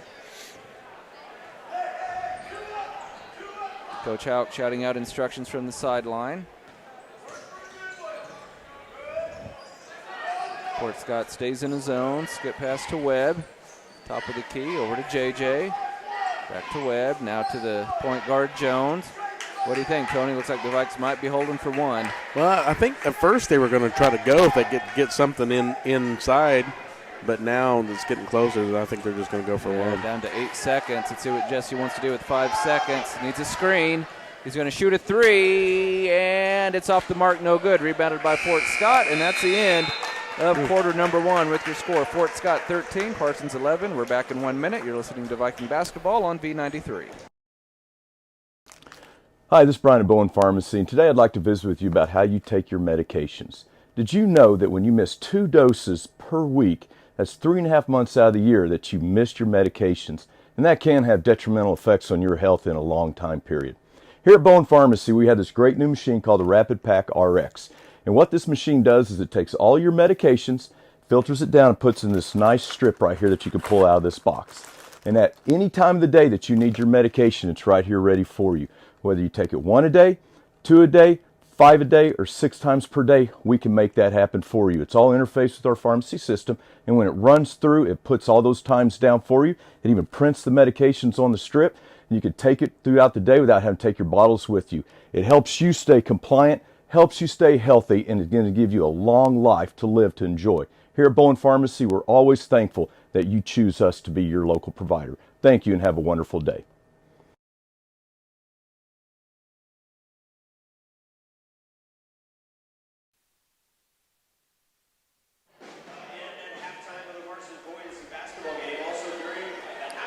Yeah, welcome back, everybody. Live at Fort Scott High School, ready for the start of the second quarter. Tigers have the basketball and a 2-point lead. Vikes, they might be starting out in a zone look. And right off the bat, a steal out top by Swanson. Dribbles to the right side, and he scores. Nicely done by the senior. Gets his first basket. I'd like to see Landon Wheat get involved on the offensive end as well this quarter. Yeah, he really hasn't been involved at all. Oh, a bad pass, but Fort Scott catches a break. They keep possession. We're tied at 13 early in the second quarter. Vikes zone. Oh, nice entry pass, and then a block from behind by Wheat, but the ball gets tapped out to Fort Scott. Just like in the girls' game, Fort Scott getting most of the loose balls. Near steal. Vikings being really active in this zone, giving Fort Scott some problems. Yeah, Goldston with it. Good defense here. Now gives it off to Parker Allen. Back to Goldston. On to Cossins, and we have a foul, I believe, on Webb. Picks up his first. A lot of these names of Fort Scott have had older brothers that have been players. They've been basketball and golfers as well. Coaching golf, I recognize a lot of the names. Thomas wanted the three. JJ got out on him. We are tied at 13 points apiece. Fort Scott working against the zone. Thomas, nice drive on the paint, and his layup is missed. Oh, man. Boy, he did everything right except finish at the rim. From the Vikings in transition, JJ Kendrick cut off. Out to Mack for a three.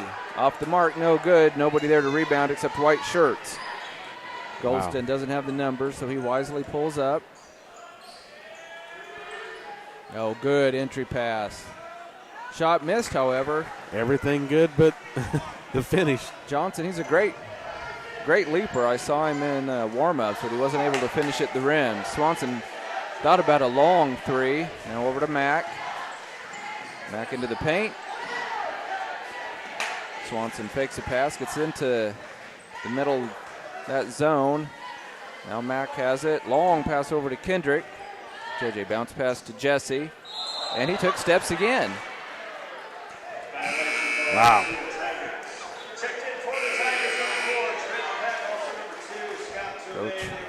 Coach Heffron continues to run him in and run him out.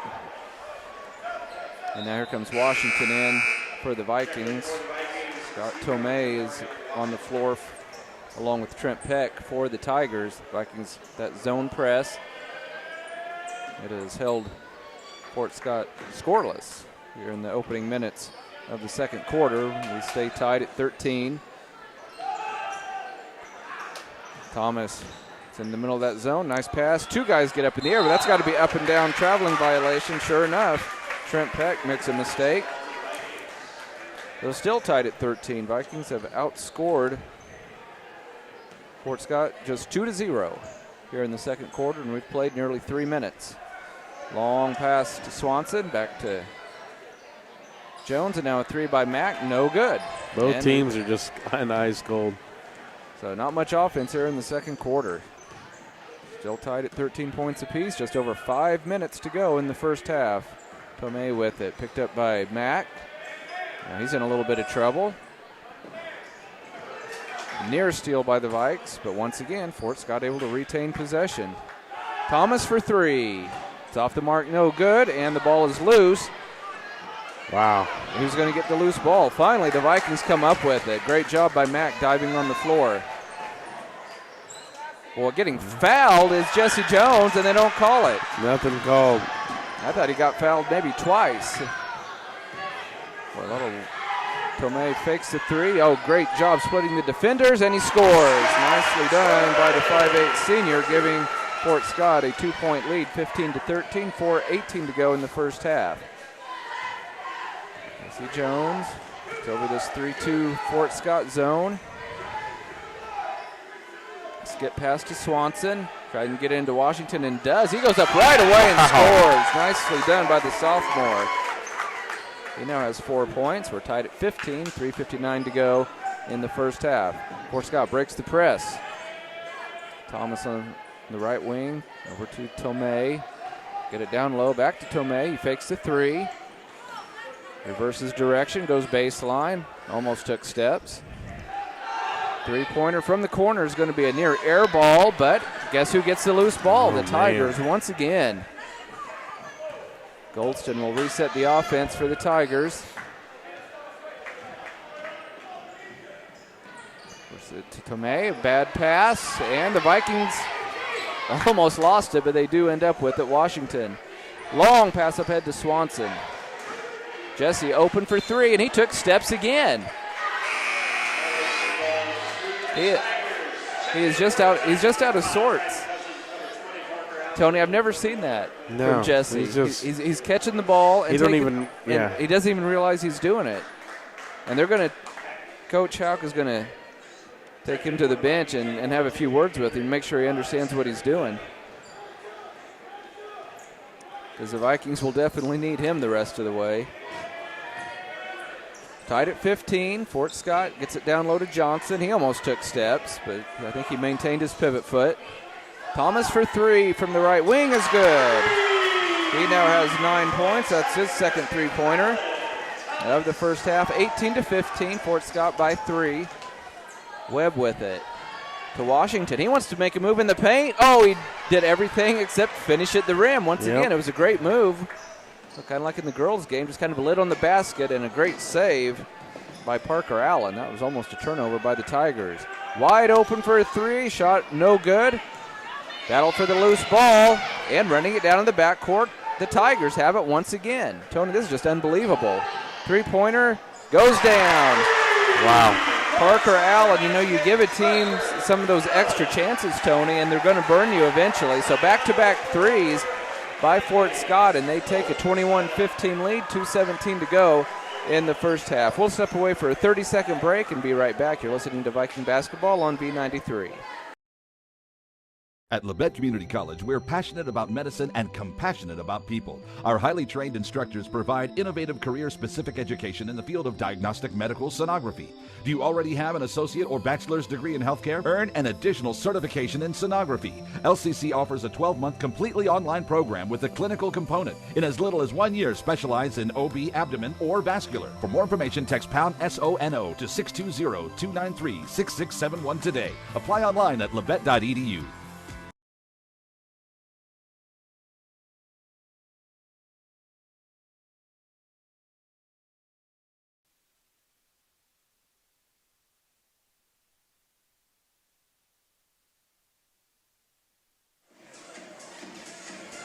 And we are back live at Fort Scott High School. Back-to-back three-pointers by Fort Scott, and they have a 6-point lead at 21-15. The Vikings will send out Kendrick, Swanson, Webb, Smith, and Brownwell. So Jesse Jones still sitting on the bench. He's had, 3 or 4 traveling violations in the first half. Vikings get it to Kendrick. He dribbled it off his foot, and it's another turnover. Here comes Goldston with it. Going to slow things up. And nearly threw it away, run down by Thomas, who's had a good first half for the Tigers. Allen in the corner to Cossins. And to Thomas. Yeah, the Tigers have had just as many threes as they've had 2-point field goals. They're 4 and 4. Tough shot from the baseline is going to go down for Cossins. He gets his first 2. And all of a sudden, it is an 8-point lead for Fort Scott, their biggest lead of the night. 3-pointer by Swanson off the mark. Brownwell fighting hard, but couldn't get the loose ball. Fort Scott, but a great steal by J.J. Kendrick, and then he is fouled. But, man, I bet Fort Scott has gotten about 80% of the loose balls here in the first half, Tony. Yeah, they've just been ferocious. You know, I thought Parsons would be the quicker team, but Fort Scott is either every bit as quick or they're just out hustling the Vikes, one of the two. Smith from the baseline gets it into Brownwell and got it back to Smith, but he hadn't gotten into the court yet. It was a pretty good play design, but just not executed very well. So things not going well here the last few minutes for the Vikings. Fort Scott can get a double-digit lead on this trip. Goldston, guarded by Kendrick. Yeah, we've just been really flat on offense. Yeah. It's been a rough first half, to say the least. Vikes only have 4 points here in the second quarter. Thomas kicks it out for another 3. It's off the mark, rebounded by Smith. Webb, I thought he got fouled, no call. Kicks it in the corner to Swanson. Pulls that from about 15 and got it to go. Swanson with his second basket of the night. 23-17. We'll see how patient Fort Scott wants to be here with 45 seconds to go in the half. Parsons in a zone. You get it to Cossins. Splits the defenders and gets fouled and will go to the line to shoot 2. That's only the 7th foul called here in the first half. 5 on the Vikings and only 2 on the Tigers. I didn't even see who they called that on for sure, and they didn't put it on the scoreboard yet. Yeah, they haven't. Cossin. I thought it was on 22. It is. Yeah, it's on Justin Smith. Smith picks up his second. Free throw no good by Cossins. Mack replacing Hunter Brownwell in the Viking lineup.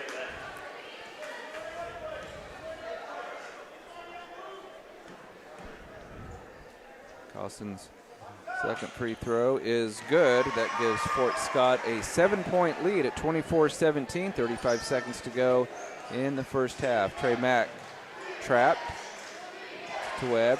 Kendrick in the paint to Swanson. 25 seconds. He goes up from 16. Can't get it to go. Rebounded by the Tigers. Wow. Vikings need a stop here on this last possession. And near steal by JJ. He has really been active on the defensive end. Fort Scott will indeed hold for the last shot. Thomas has it, guarded by Cedric Webb. Gets around Webb, gets into the paint, gets a man in the air, and he's going to miss it. Wow. And the Vikings will not have time to get a shot off. But a rather sluggish first half comes to an end with your score. Fort Scott 24, and Parsons 17. We will take let's take a 3-minute commercial break, and then we'll come back and break down the first half. You're listening to Viking Basketball on B93.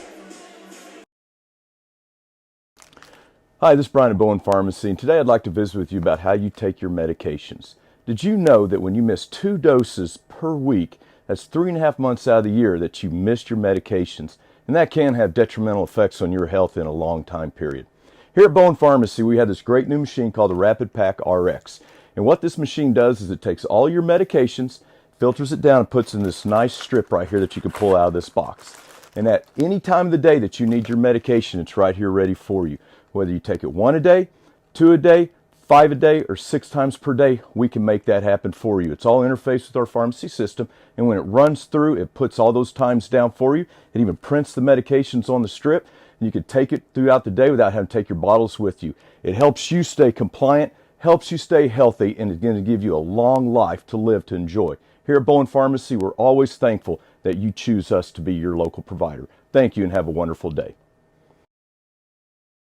At Labette Health, we've earned our place as a top 100 hospital in the nation for joint replacement. Serving a 6-county area since 1961, Labette Health has also earned national recognition as a respected regional medical center renowned for its comprehensive healthcare services and commitment to high-quality patient care. With over 80 physicians and providers throughout Southeast Kansas, Labette Health is 100% devoted to medical excellence. For more information or to find a provider near you, call 620-421-4881 or visit labettehealth.com.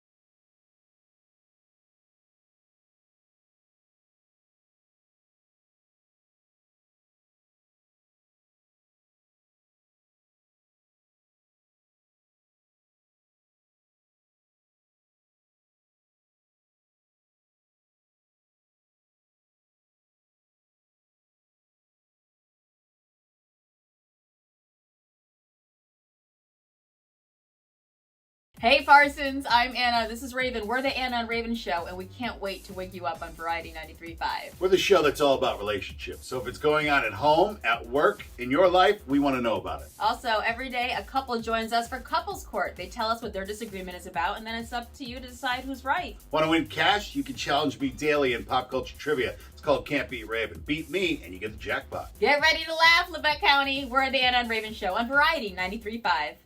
The Anna and Raven Show.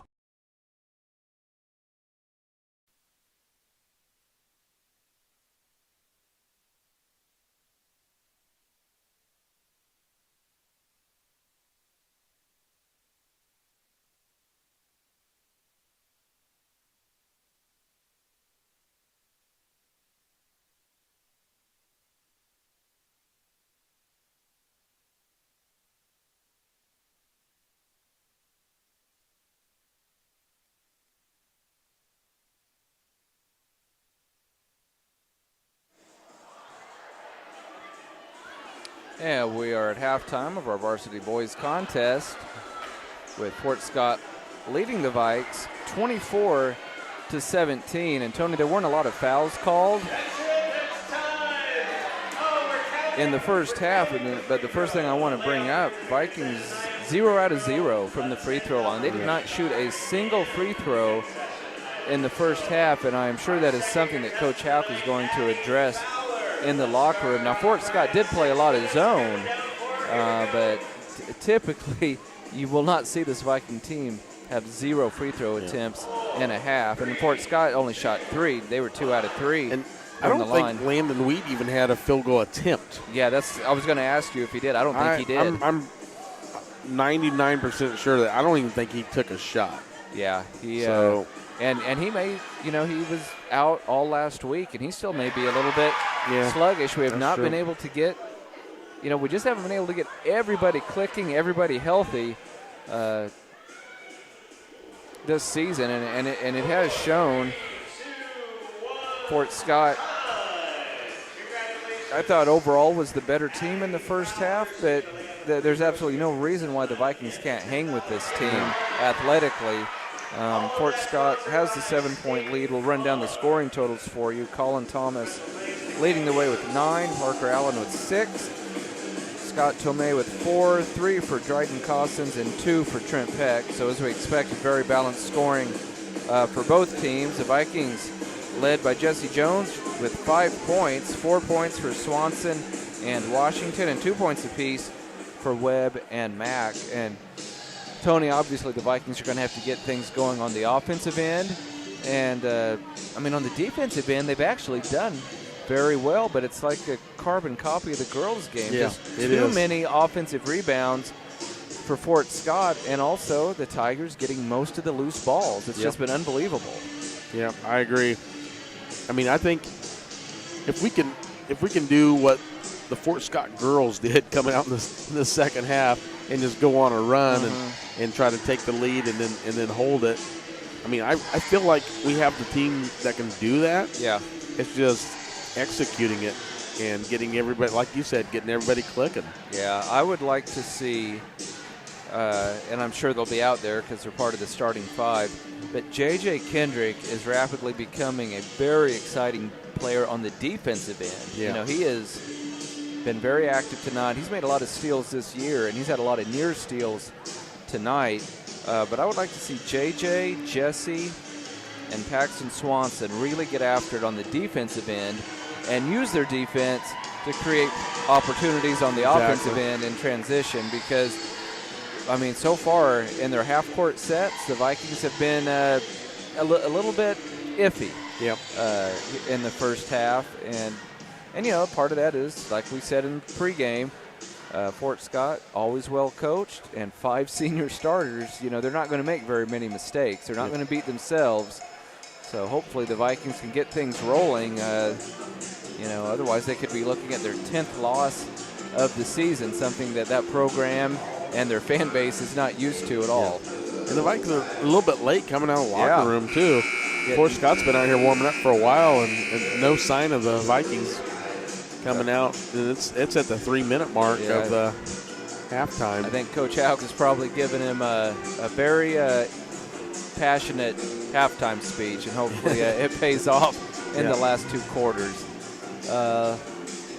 Still a couple of minutes before we get going in the second half, so we'll take another 1-minute commercial break, and then we'll be back with the second half when we return. You're listening to Viking Basketball on B93.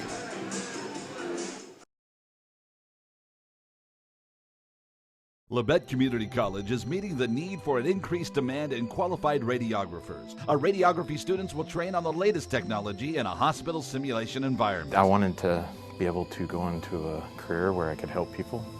And if you're going to go into that field in this part of the 4-state area, LCC is the only place to come. Tuition is nearly half the cost of universities. Scholarship and financial aid available for those who qualify. Text radiography to 620-293-6671 for more information, or visit labette.edu. At Labette Health, we've earned our place as a top 100 hospital in the nation for joint replacement. Serving a 6-county area since 1961, Labette Health has also earned national recognition as a respected regional medical center renowned for its comprehensive healthcare services and commitment to high-quality patient care. With over 80 physicians and providers throughout southeast Kansas, Labette Health is 100% devoted to medical excellence. For more information or to find a provider near you, call 620-421-4881 or visit labettehealth.com.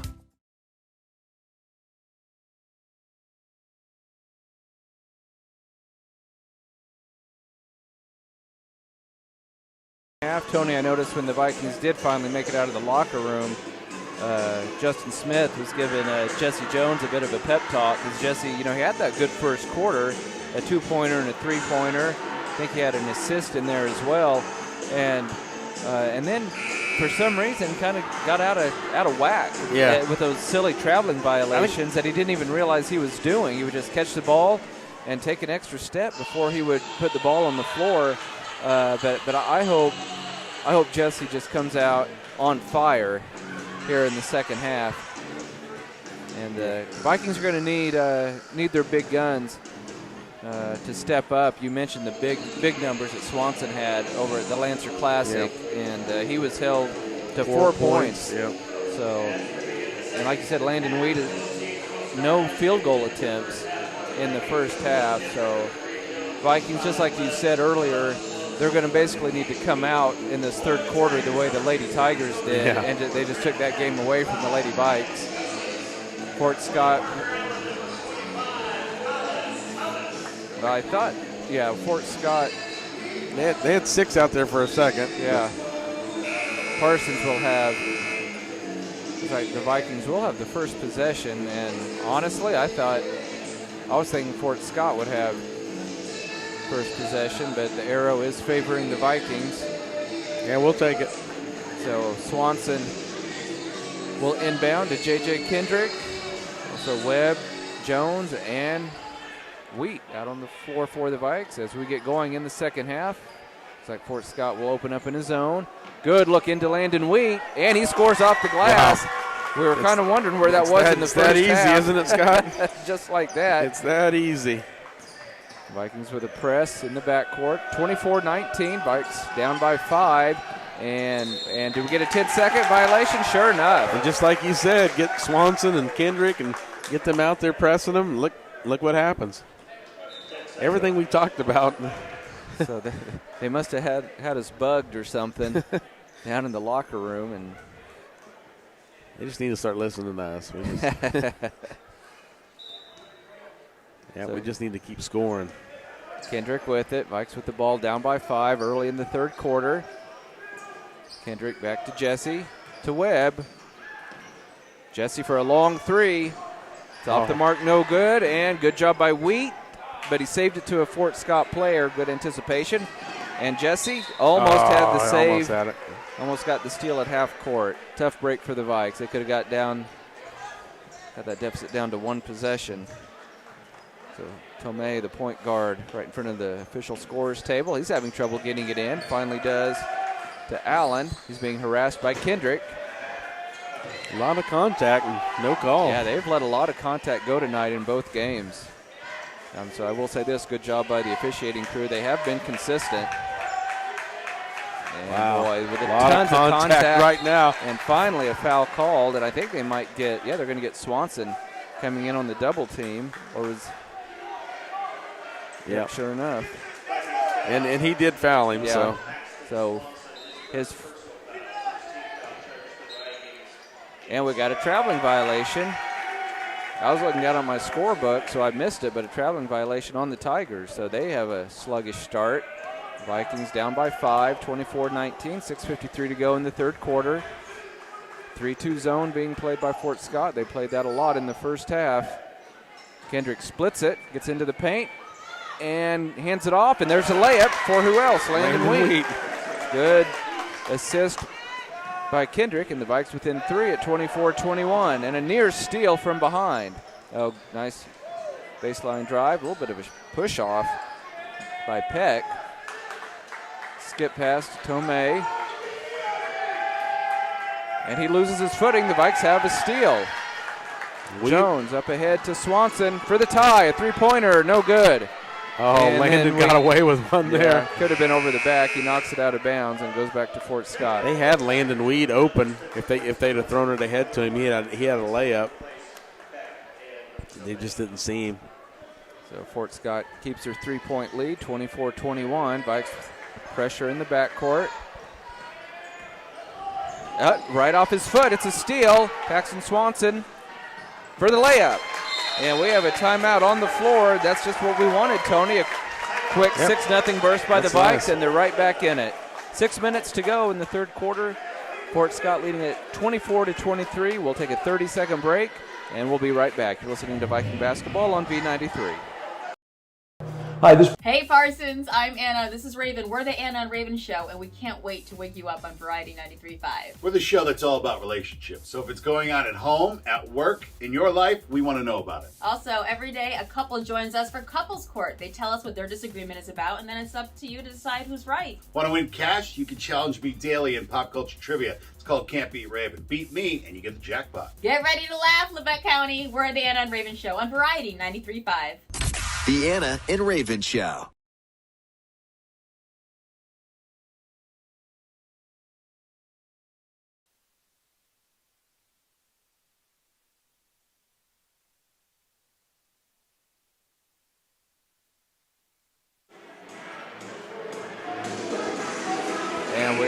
live at Fort Scott High School. Scott Marlowe, Tony Fuentes with you. Drew Fuentes once again taking care of our live video stream, and Karen taking care of everything for us back in the KLKC studios. Great start to the second half for the Vikings as they have outscored Fort Scott 6-0 to get back in this thing. Tigers still lead by 1, 24-23, 6:01 to go in the third quarter. And why not? The Vikings continue to go with some full court pressure. And out of the timeout, Fort Scott breaks it. Thomas lost it. Webb has it. Boy, they broke the press, but then they still turn the ball over. Cedric Webb to J.J. Kendrick, who goes baseline. Nowhere to go now. He's in trouble, and great anticipation by Goldston. Now he's double-teamed in the backcourt. He's in trouble. Gets it to Thomas. He throws it away. Swanson, great pass, and the Vikings have the lead. Jesse Jones lays it in. 7 points for Jesse, and the Vikings lead at 25-24. 8-0 run here to start the second half, just as I asked for. Allen, the free throw line to Thomas. Goldston, good look underneath. Another steal. Swanson almost had it. And then an easy layup underneath by Johnson. He gets his first two.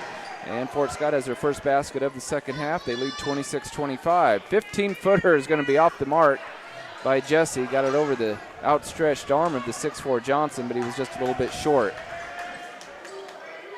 Cossins. Now Goldston has it to the right wing to Cossins. Johnson backing his man down. Blocked from behind, and it's a jump ball. Jump ball. Swanson thought it was a foul, but no. It's one guy called a foul, and the guy who was closest called a jump ball. And so they're going to talk about it, and I think they're going to call a foul. Wow. Swanson can't believe it. Are they going to get Wheat? Brandon Wheat. Wow. Wheat picks up his first and the team's second. Johnson's free throw. He's going to get the roll.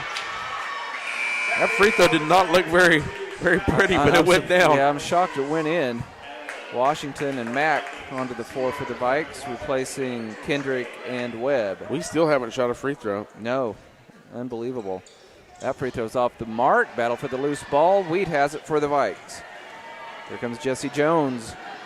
Boy, tough floater is going to go down off the glass. That's the Jesse we're used to seeing. He has That's awesome. 9 points. We are tied at 27 points apiece. 4:37 to go in the third quarter. Thomas being hounded by Swanson. Tomei. Oh, good drive. Gets a man in the air. Missed the layup. He already looks a little bit tired to me, yeah, Tony. He does. That Colin Thomas, yeah, he's definitely looks winded. Three-pointer. Oh, Jesse did it again. He missed They did not three. call They didn't it. call it. And then finally free throws coming. And you're absolutely right, Tony. I thought he took steps. He jumped. I don't know why he's doing that. They missed it. And then the Vikings were able to get the offensive board. And finally free throws coming for the Vikes. 2 for Swanson. That foul was on Johnson, his first. And the free throw good by Swanson. He now has 7 points. Kendrick back in the lineup, replacing Wheat. Yeah, Wes Kroll sitting there telling Jesse that. Oh, man. Got away with that one. Second free throw good, and the Vikes have a 2-point lead at 29-27 with 4:11 to go in the third quarter. Webb back out on the floor, replacing Swanson. 12-3, the Vikes have outscored Fort Scott here in the third quarter. And they break the press. Looks like they've got numbers, 2-on-1. And the layup goes down for Johnson. He didn't score in the first half, but he has 5 here in the third quarter, all 5 points, as a matter of fact, for the Tigers. We are tied at 29 points apiece. Mack kicks it out to Jesse. Thought about a 3. He lost it, got it back, and dribbles out towards half court to reset the offense. 2-1-2 zone right now, with the 6'4 Johnson patrolling the middle. Mack on the wing, into Webb. Back to Mack, He almost lost it. Boy, the Vikings caught a break there. Jesse open for a 3 at the top of the key. There it is.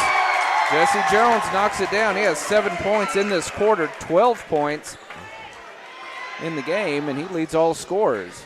Tomei being hounded in the backcourt, and near steal. But Fort Scott gets it across the timeline. Cossins with it. Thomas in a little bit of trouble. Back to Cossins. It's a 3-point lead for the Vikes. 3 minutes to go in the quarter.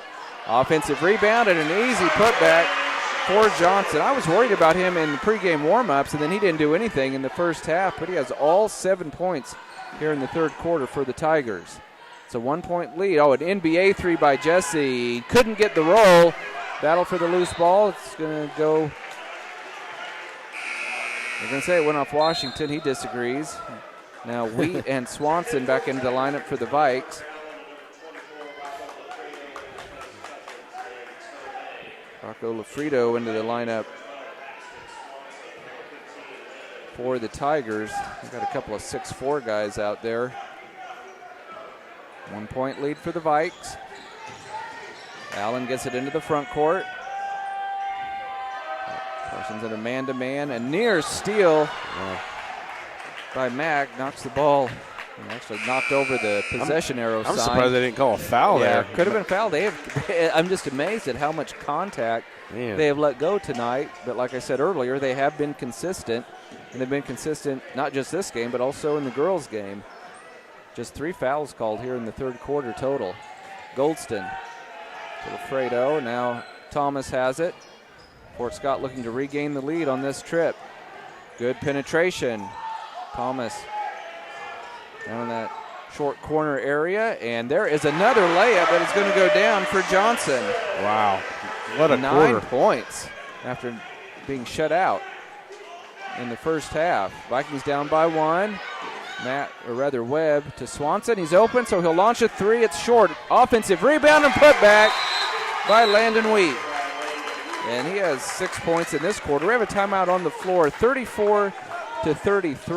Vikes by 1 with 1:51. It's a full timeout, but we'll just keep it here at the gym. Tony, I have a feeling that Coach Houck, one of the reasons he called that timeout was to figure out how to corral Johnson. Yeah. He has just been a monster here in this quarter, and honestly, I said it just a few minutes ago, when I was watching him easily sky over the rim during pregame warmups, I thought, well, other than Landon Weed, who's going to match up with this guy? And, man, he's been able to back his guy down, and, man, if he gets position, it's just been easy pickings in the paint. So I don't know, off the top of my head, I don't know what the answer is, but the Vikings are maybe going to have to look into double-teaming him or something every time he touches the ball, kind of like they did with the big guy Ewing for Independence. Yeah, maybe do like a box and one or something just to keep him corralled, because otherwise, But like you said, it's unbelievable he didn't score in the whole first half. Yeah, never even really close. No, he had it. In fact, I remember one shot he had was so awkward looking that I thought, well, that's why he didn't score. He just doesn't have very many offensive skills. But all of a sudden, he's looking like the player that I anticipated him to be. Yep. And we are ready to resume play. Parsons again will pick up full court. Parsons leading at 34-33, 1:51 to go in the third quarter. Fort Scott had trouble getting it in, but they finally do to Thomas.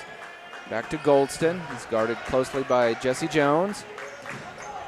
And a near steal, but Thomas comes down with it. Parker Allen. Lafredo. Back to Allen. Little floater in the lane is short, but the offensive rebound and putback is Johnson. Way. You won't see anybody go over Wheat very often. Wow. He has 11 points in this quarter. He's the only Tiger to score. Oh, great move by JJ, and then a blocked shot after. I didn't see the contact, but he did come down with his arm, and a lot of times that's going to be an automatic foul. Lafredo picks up his first and just the team's second. Webb to the line to shoot 2. Looks well shorted as an air ball. Barely grazed the net. Didn't look good. Yeah, it looked funny when it came off his fingertip. So one more coming for Cedric. If he makes this one, we will be tied at 35 points apiece. We have 1:15 to go in the third quarter. Webb's second free throw. Good. You see that a lot. Somebody shoots an air ball on the first one and then nothing but net on the second one. And we have some kind of bench warning. Maybe a delay of game warning. I don't know if somebody hit the ball after it came through the net. But so the Viking bench has been warned. We're tied at 35 points apiece. Minute 15 to go in the third quarter. Fort Scott breaks the press. Boy, the Vikings don't do a very good job of stopping the ball. And Thomas is going to score off the glass. Finally, somebody other than Johnson gets a point here in the third quarter. 2-point lead for the Tigers. Vikes get it down to Wheat. Swanson thought about a three. Jesse will take it. It's good, and the Vikings lead by 1. What a quarter for Jesse Jones. He has 10 points in this quarter, 15 for the game. Fort Scott gets the ball into Cossins, and he gets it into the front court, and he's double-teamed, and near steal ball. It's a tie-up situation, and it'll stay with Fort Scott. And great effort by the Vikings. We're on borderline. Almost got a little heated there. Yeah. You know, and I'm surprised that it hasn't happened before now just because of all the contact that the officials have let go, but the players have handled it pretty well. There really hasn't been that many complaints about the coaches. No, there hasn't. Either game, really, about the contact. 1-point lead for the Vikes. About 30 seconds to go in the third quarter. Parker Allen with it. Out of Cossins, over to Goldston. He hands off to Thomas. Vikings in a man-to-man. Trey Mack took a chance, went for the steal. Oh, another offensive board.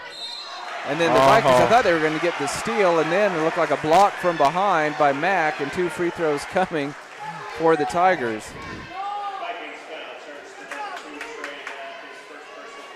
So Mack picks up his first personal. Parker Allen with 6 points off a couple of three-pointers. His first trip to the line, that is short. 38-37 is your score. Vikings by 1. 17.8 seconds to go in the third quarter. Boy, Swanson's going to have to make sure to box out Johnson, who's been a monster here in the third quarter. Doesn't matter as the second free throw goes down. We're tied at 38 points apiece. 12 seconds to go in the quarter as Jesse Jones walks the ball into the front court. It's picked up by Goldston. Fort Scott still in his zone. High screen for Jesse.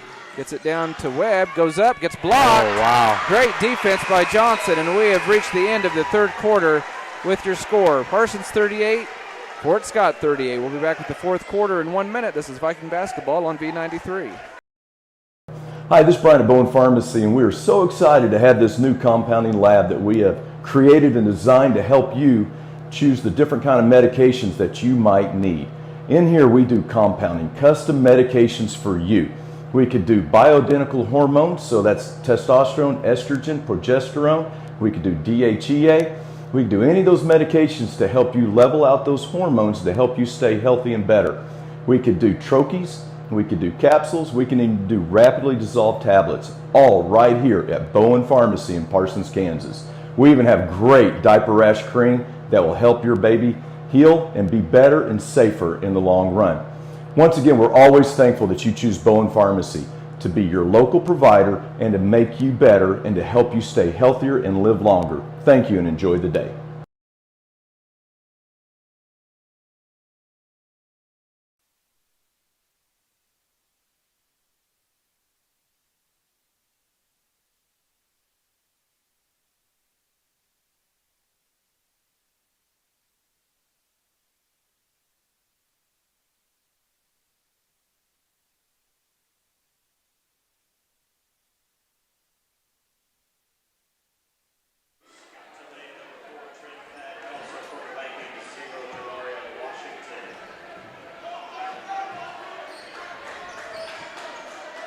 And the fourth quarter just underway here at Fort Scott High School, tied at 38. Vikes have the first possession. J.J. Kendrick almost lost it, gets it back, goes up, and scores off the glass. Nicely done by the 6-foot sophomore. His first basket of the night.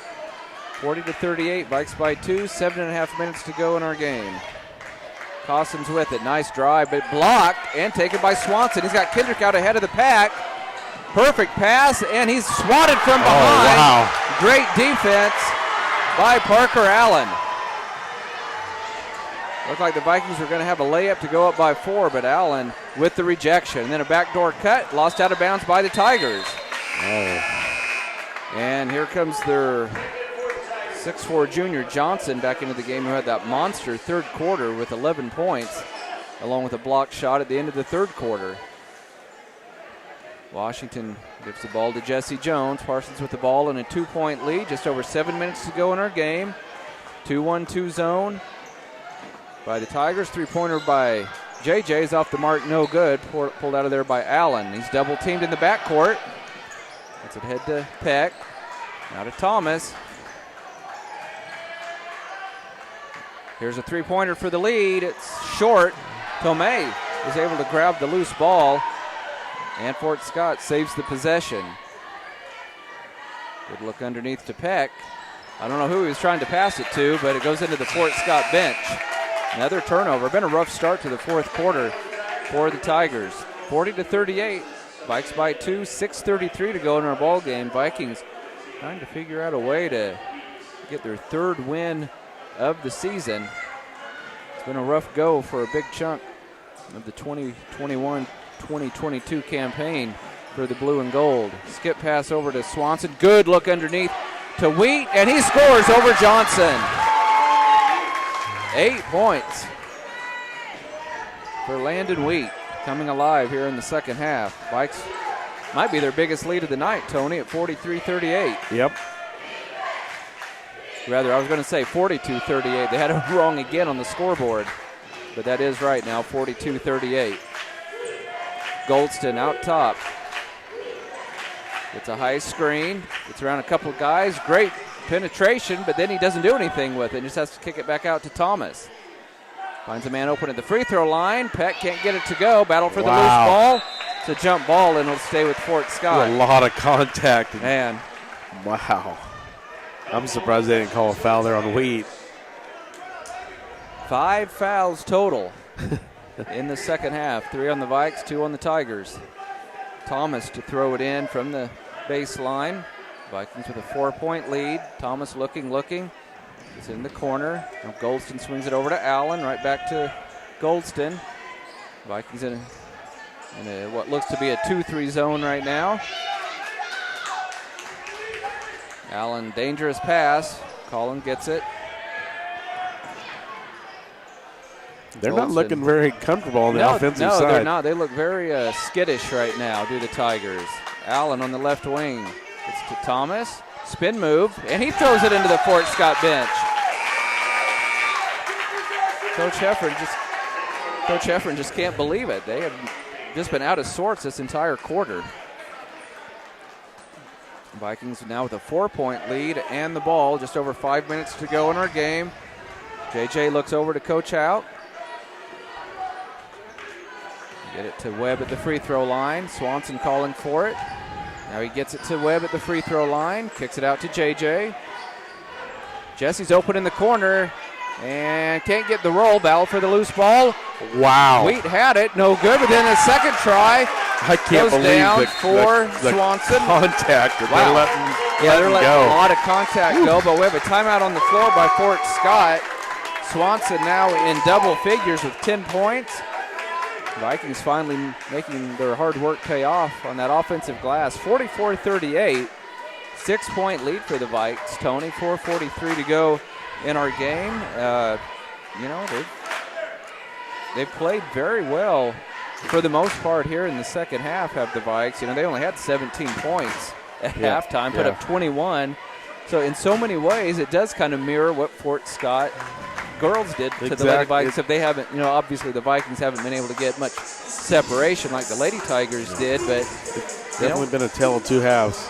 Yeah, Parsons scored more points in the third quarter than they did in the first half, and Fort Scott finally got things going a little bit thanks to Johnson in that third quarter, but they've been held scoreless. Yeah, if fourth Johnson quarter wouldn't have had the third quarter, we would be pulling away like the Fort Scott girls did. So definitely a big third quarter from Johnson. Otherwise, this game would be out of hand. Yeah, Fort Scott's going to have to find some offense, probably from somebody other than Johnson.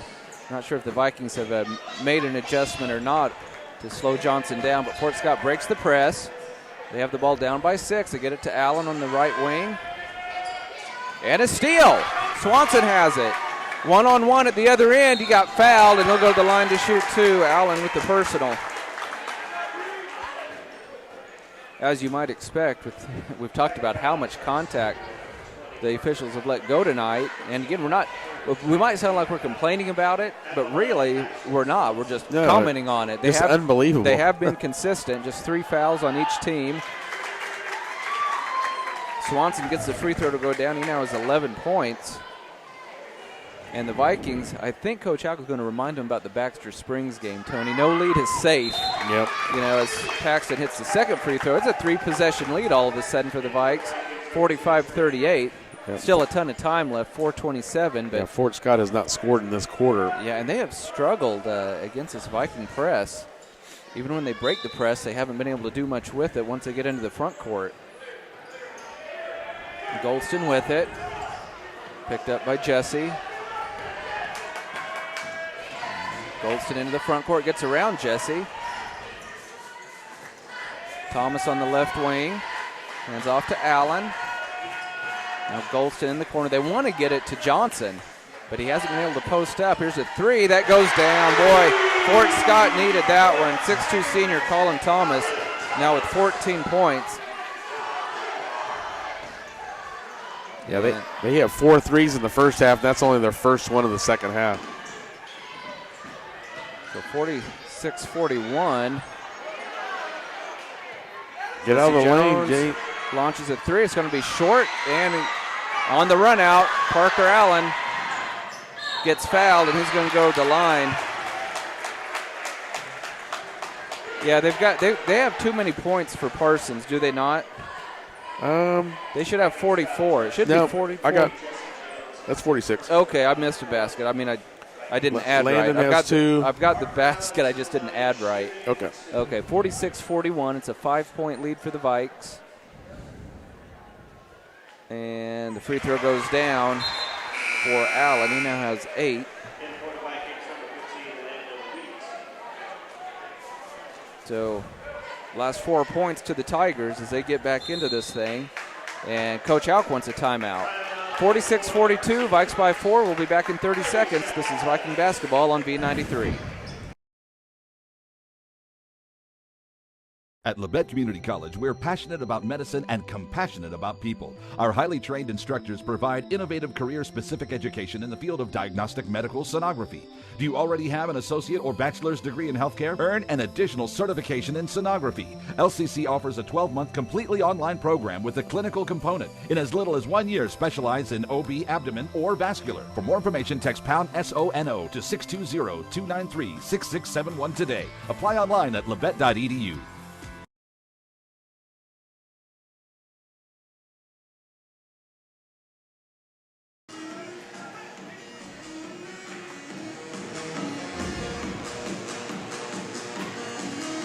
.336 to go in our game. Looks like it's going to go down to the final minute. Parsons leading this one 46-42. Parker Allen at the line for Fort Scott. 5'11 senior has 8 points tonight. He has 2 out of 3 from the line. 1 free throw coming. And it is good. 3-point lead for the Vikes. Tomei replaces Allen in the Tiger lineup. Vikes have Kendrick, Jones, Webb, Swanson, and Wheat on the floor. Jesse gets the ball into the front court. Reverses direction, now to Swanson. Paxton can't shake his defender. Gets it to Webb at the elbow. Now to Swanson. Coach out shouting out instructions. Swanson to Webb. Webb looks to penetrate. Great spin move. And got blocked from behind, I believe. And here comes Fort Scott. They can tie on this trip with a 3-pointer. Thomas, I thought he maybe took steps. No call. Goldston in the corner to Tomei. Good look underneath. Boy, all kinds of contact. Bodies colliding. Ball goes out of bounds and stays with the Tigers. Wow. Now Landon Wheat was up in the air. Yes, he was. Parker Allen replaces Tomei in the Tiger lineup.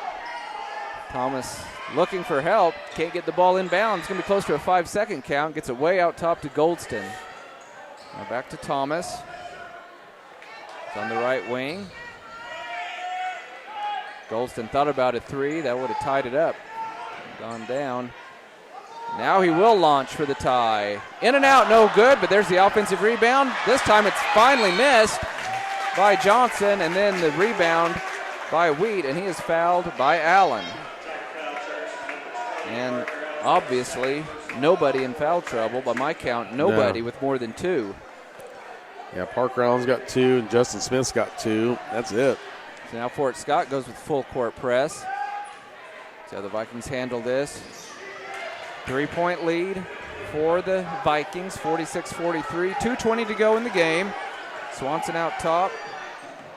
Guarded by Cossins. Oh, good look to Webb. And then he tried to get it to Wheat. I thought maybe Webb could have gone up himself. But the Vikings threw it away. I'm not sure why he's passing that up. They just barely out through, just outside of Wheat's arm span. Parker Allen being harassed by J.J. Kendrick, and now they finally call a foul on J.J. out near half court. That is J.J.'s second. 5th team foul on the Vikings. So neither team in the bonus yet. Fort Scott has been whistled for 4. Just a 3-point lead for the Vikes, 46-43. Fort Scott has the ball. 2 minutes to go in our game. Thomas in the corner. Goldston goes baseline. There's a 3-pointer for the tie. It's short. Oh, and it's going to go loose ball to Thomas, and then a blocking foul on Cedric Webb. I'm not sure on that one. That was close, wasn't it? Almost looked like Thomas was out of control. Next foul will put Fort Scott on the line for a 1-and-1. Minute 50 to go in the game. Parsons leading at 46-43. Thomas having trouble again getting it in. Finally does. Right back to Thomas. Now to Cossins. Thomas looks to penetrate. Kind of a wild shot, and it won't go down. And then he gets the steal. Reverse layup goes down. Big play by the senior. It's a 1-point game, 46-45. Vikes by 1. Jesse tries to answer. Tough shot in the paint. Can't get the roll. And who's going to come away with the loose ball? So much contact. Timeout by J.J. Kendrick to save the possession for the Vikes. Wow, minute 21 to go in the game. 46-45, Vikes by 1. And Tony, it looks like we're going to have another one of those heart stoppers. And we'll see if the Vikings can hang on. And Fort Scott can afford to be as aggressive as they want on defense because they only have the 4 fouls, so they're not going to put us on the line. Yeah, but they're allowing so much contact that, I mean, it's hard to get a foul to get called on you. Yeah, you almost have to tackle them. That's another reason, I guess, why they could stay aggressive. Because even if they do commit a foul, it may not be called. So you're absolutely right. Yeah, the Vikings definitely need to get a bucket here. I think if they can get a bucket here, it'd be big just to have a 3 or 4 point cushion. I hope Coach Houck has a great play coming out of this timeout, and the Vikings can go ahead and score because I'm 99.9% sure they're not going to try to worry about running clock just with the 1-point lead. No. And they don't have anybody to throw the ball in. Who's it going to be? Swanson. Swanson will throw it in, and here we go. Swanson gets it into Wheat. Wheat wanted to take it. Said he's going to get it back out to Swanson. Fort Scott has gone to a man-to-man. There's a quick foul on Dryden Cossins, a 6'3 senior. So that was more of a touch foul, but I think it was probably the right call. Now the Vikings have to be careful. They're inbounding from the far sideline. Fort Scott out of their zone now. They're going to go man-to-man the rest of the way. They need some help. Swanson has it. And, boy, another quick foul. All of a sudden, calling some quick fouls, and so I'm a little bit surprised, but that's obviously what the Fort Scott Tiger coach wanted. Okay, that's 16 fouls apiece. He barely got back in bounds. I'm really surprised. I don't know that you want to put Swanson at the line. Obviously, even if he makes both, it's just a one-possession game, but Boy, talk about really extending the game. That's three fouls in like 6 seconds. Yeah, and so they're taking their chance. They didn't want Parsons to be able to run any clock.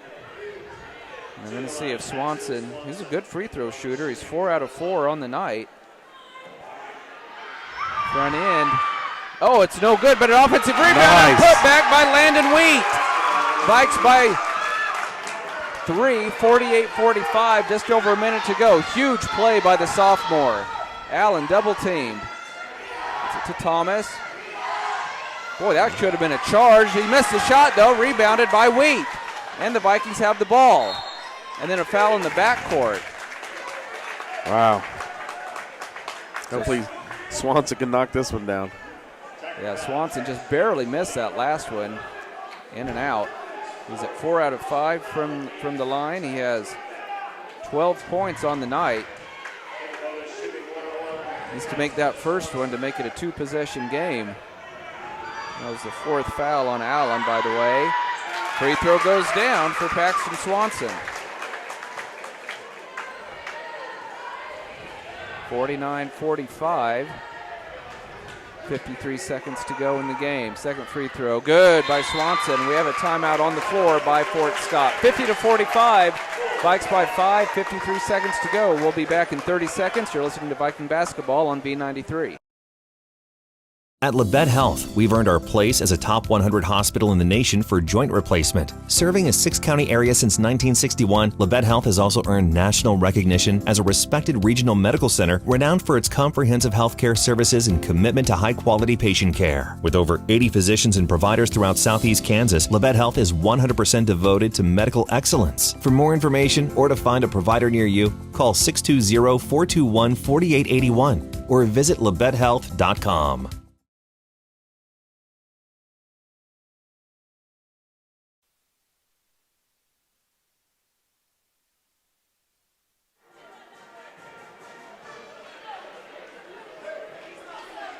And we're back live at Fort Scott High School.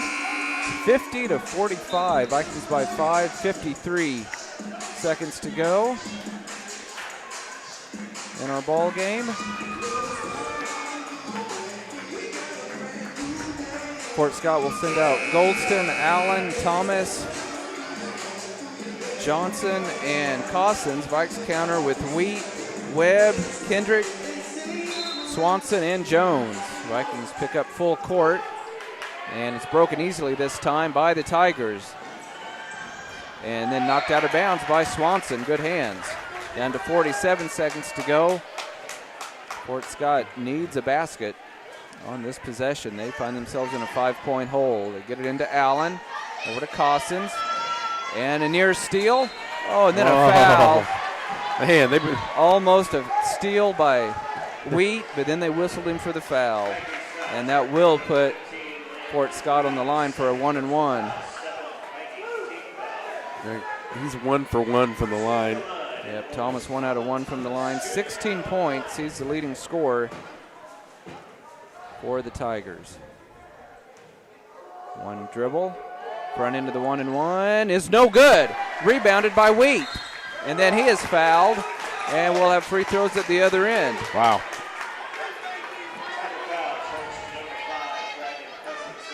You know, interesting, Tony. We talked about Johnson with that 11-point explosion in the third quarter, and then again, scoreless. Yeah. He's only scored in one quarter. That's just so weird. That was the strangest. And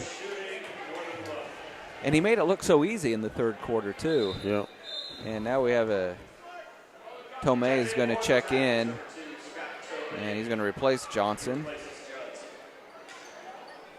Boy, how big would it be if Landon could hit these two and make it a 3-possession game? Wheats had a great second half with 10 points. Nope. Off the mark, no good. Still just a 5-point lead. Here comes Thomas trying to force the action. Has to back it out with 35 seconds to go. Vikings playing some really good defense. There's a steal. The Vikings have it. And then a foul.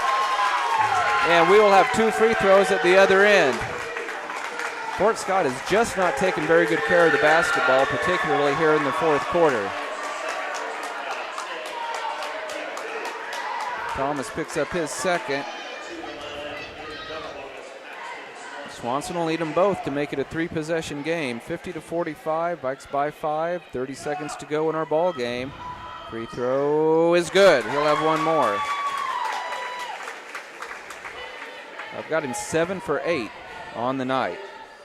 That's what you like to see from one of your senior leaders. Swanson's second free throw. Good. 7-point lead for the Vikes. Fort Scott will have to do a lot of things right down the stretch. Allen. Thomas. Boy, they don't get out on him, so he launches. In and out. No good. And rebound. What a again rebound. by Wade. He skies above everybody. He just one-armed it down. And the Vikings look like they are in great position to get their 3rd win of the year. Landon Wheat back to the line. This time it'll be a 2-shot foul as the Vikings are in the double bonus the rest of the way. Wheat with 10 points on the night, all in the second half. He's 0 for 1 from the free throw line. 6'3" sophomore. Takes a couple of dribbles, puts it up, and it's around and off, no good. He'll have one more. Just 20 seconds to go in the game. Vikes lead by 7. Again, both teams, Viking boys and Lady Vikings, in action next Tuesday night at home against Chanute. Second free throw, also no good. Man. 7-point lead for the Vikes. 17 seconds to go. 3-pointer by Thomas. Can't get it to go. And ball is out of bounds to Fort Scott, but it looks like time is going to run out on the Tigers. Just 9.9 seconds to go. Vikings need to make sure they don't foul. Thomas. Here's a 3-pointer by Cossins. Around and off, no good, and the Vikings are going to win it. Jesse Jones are not going to call the foul. 3 seconds to go. 2 seconds. 1. And the Parsons Vikings come from behind to knock off Fort Scott 52-45. We will be back with the Bowen Pharmacy postgame show in 2 minutes. You're listening to Viking basketball on B93.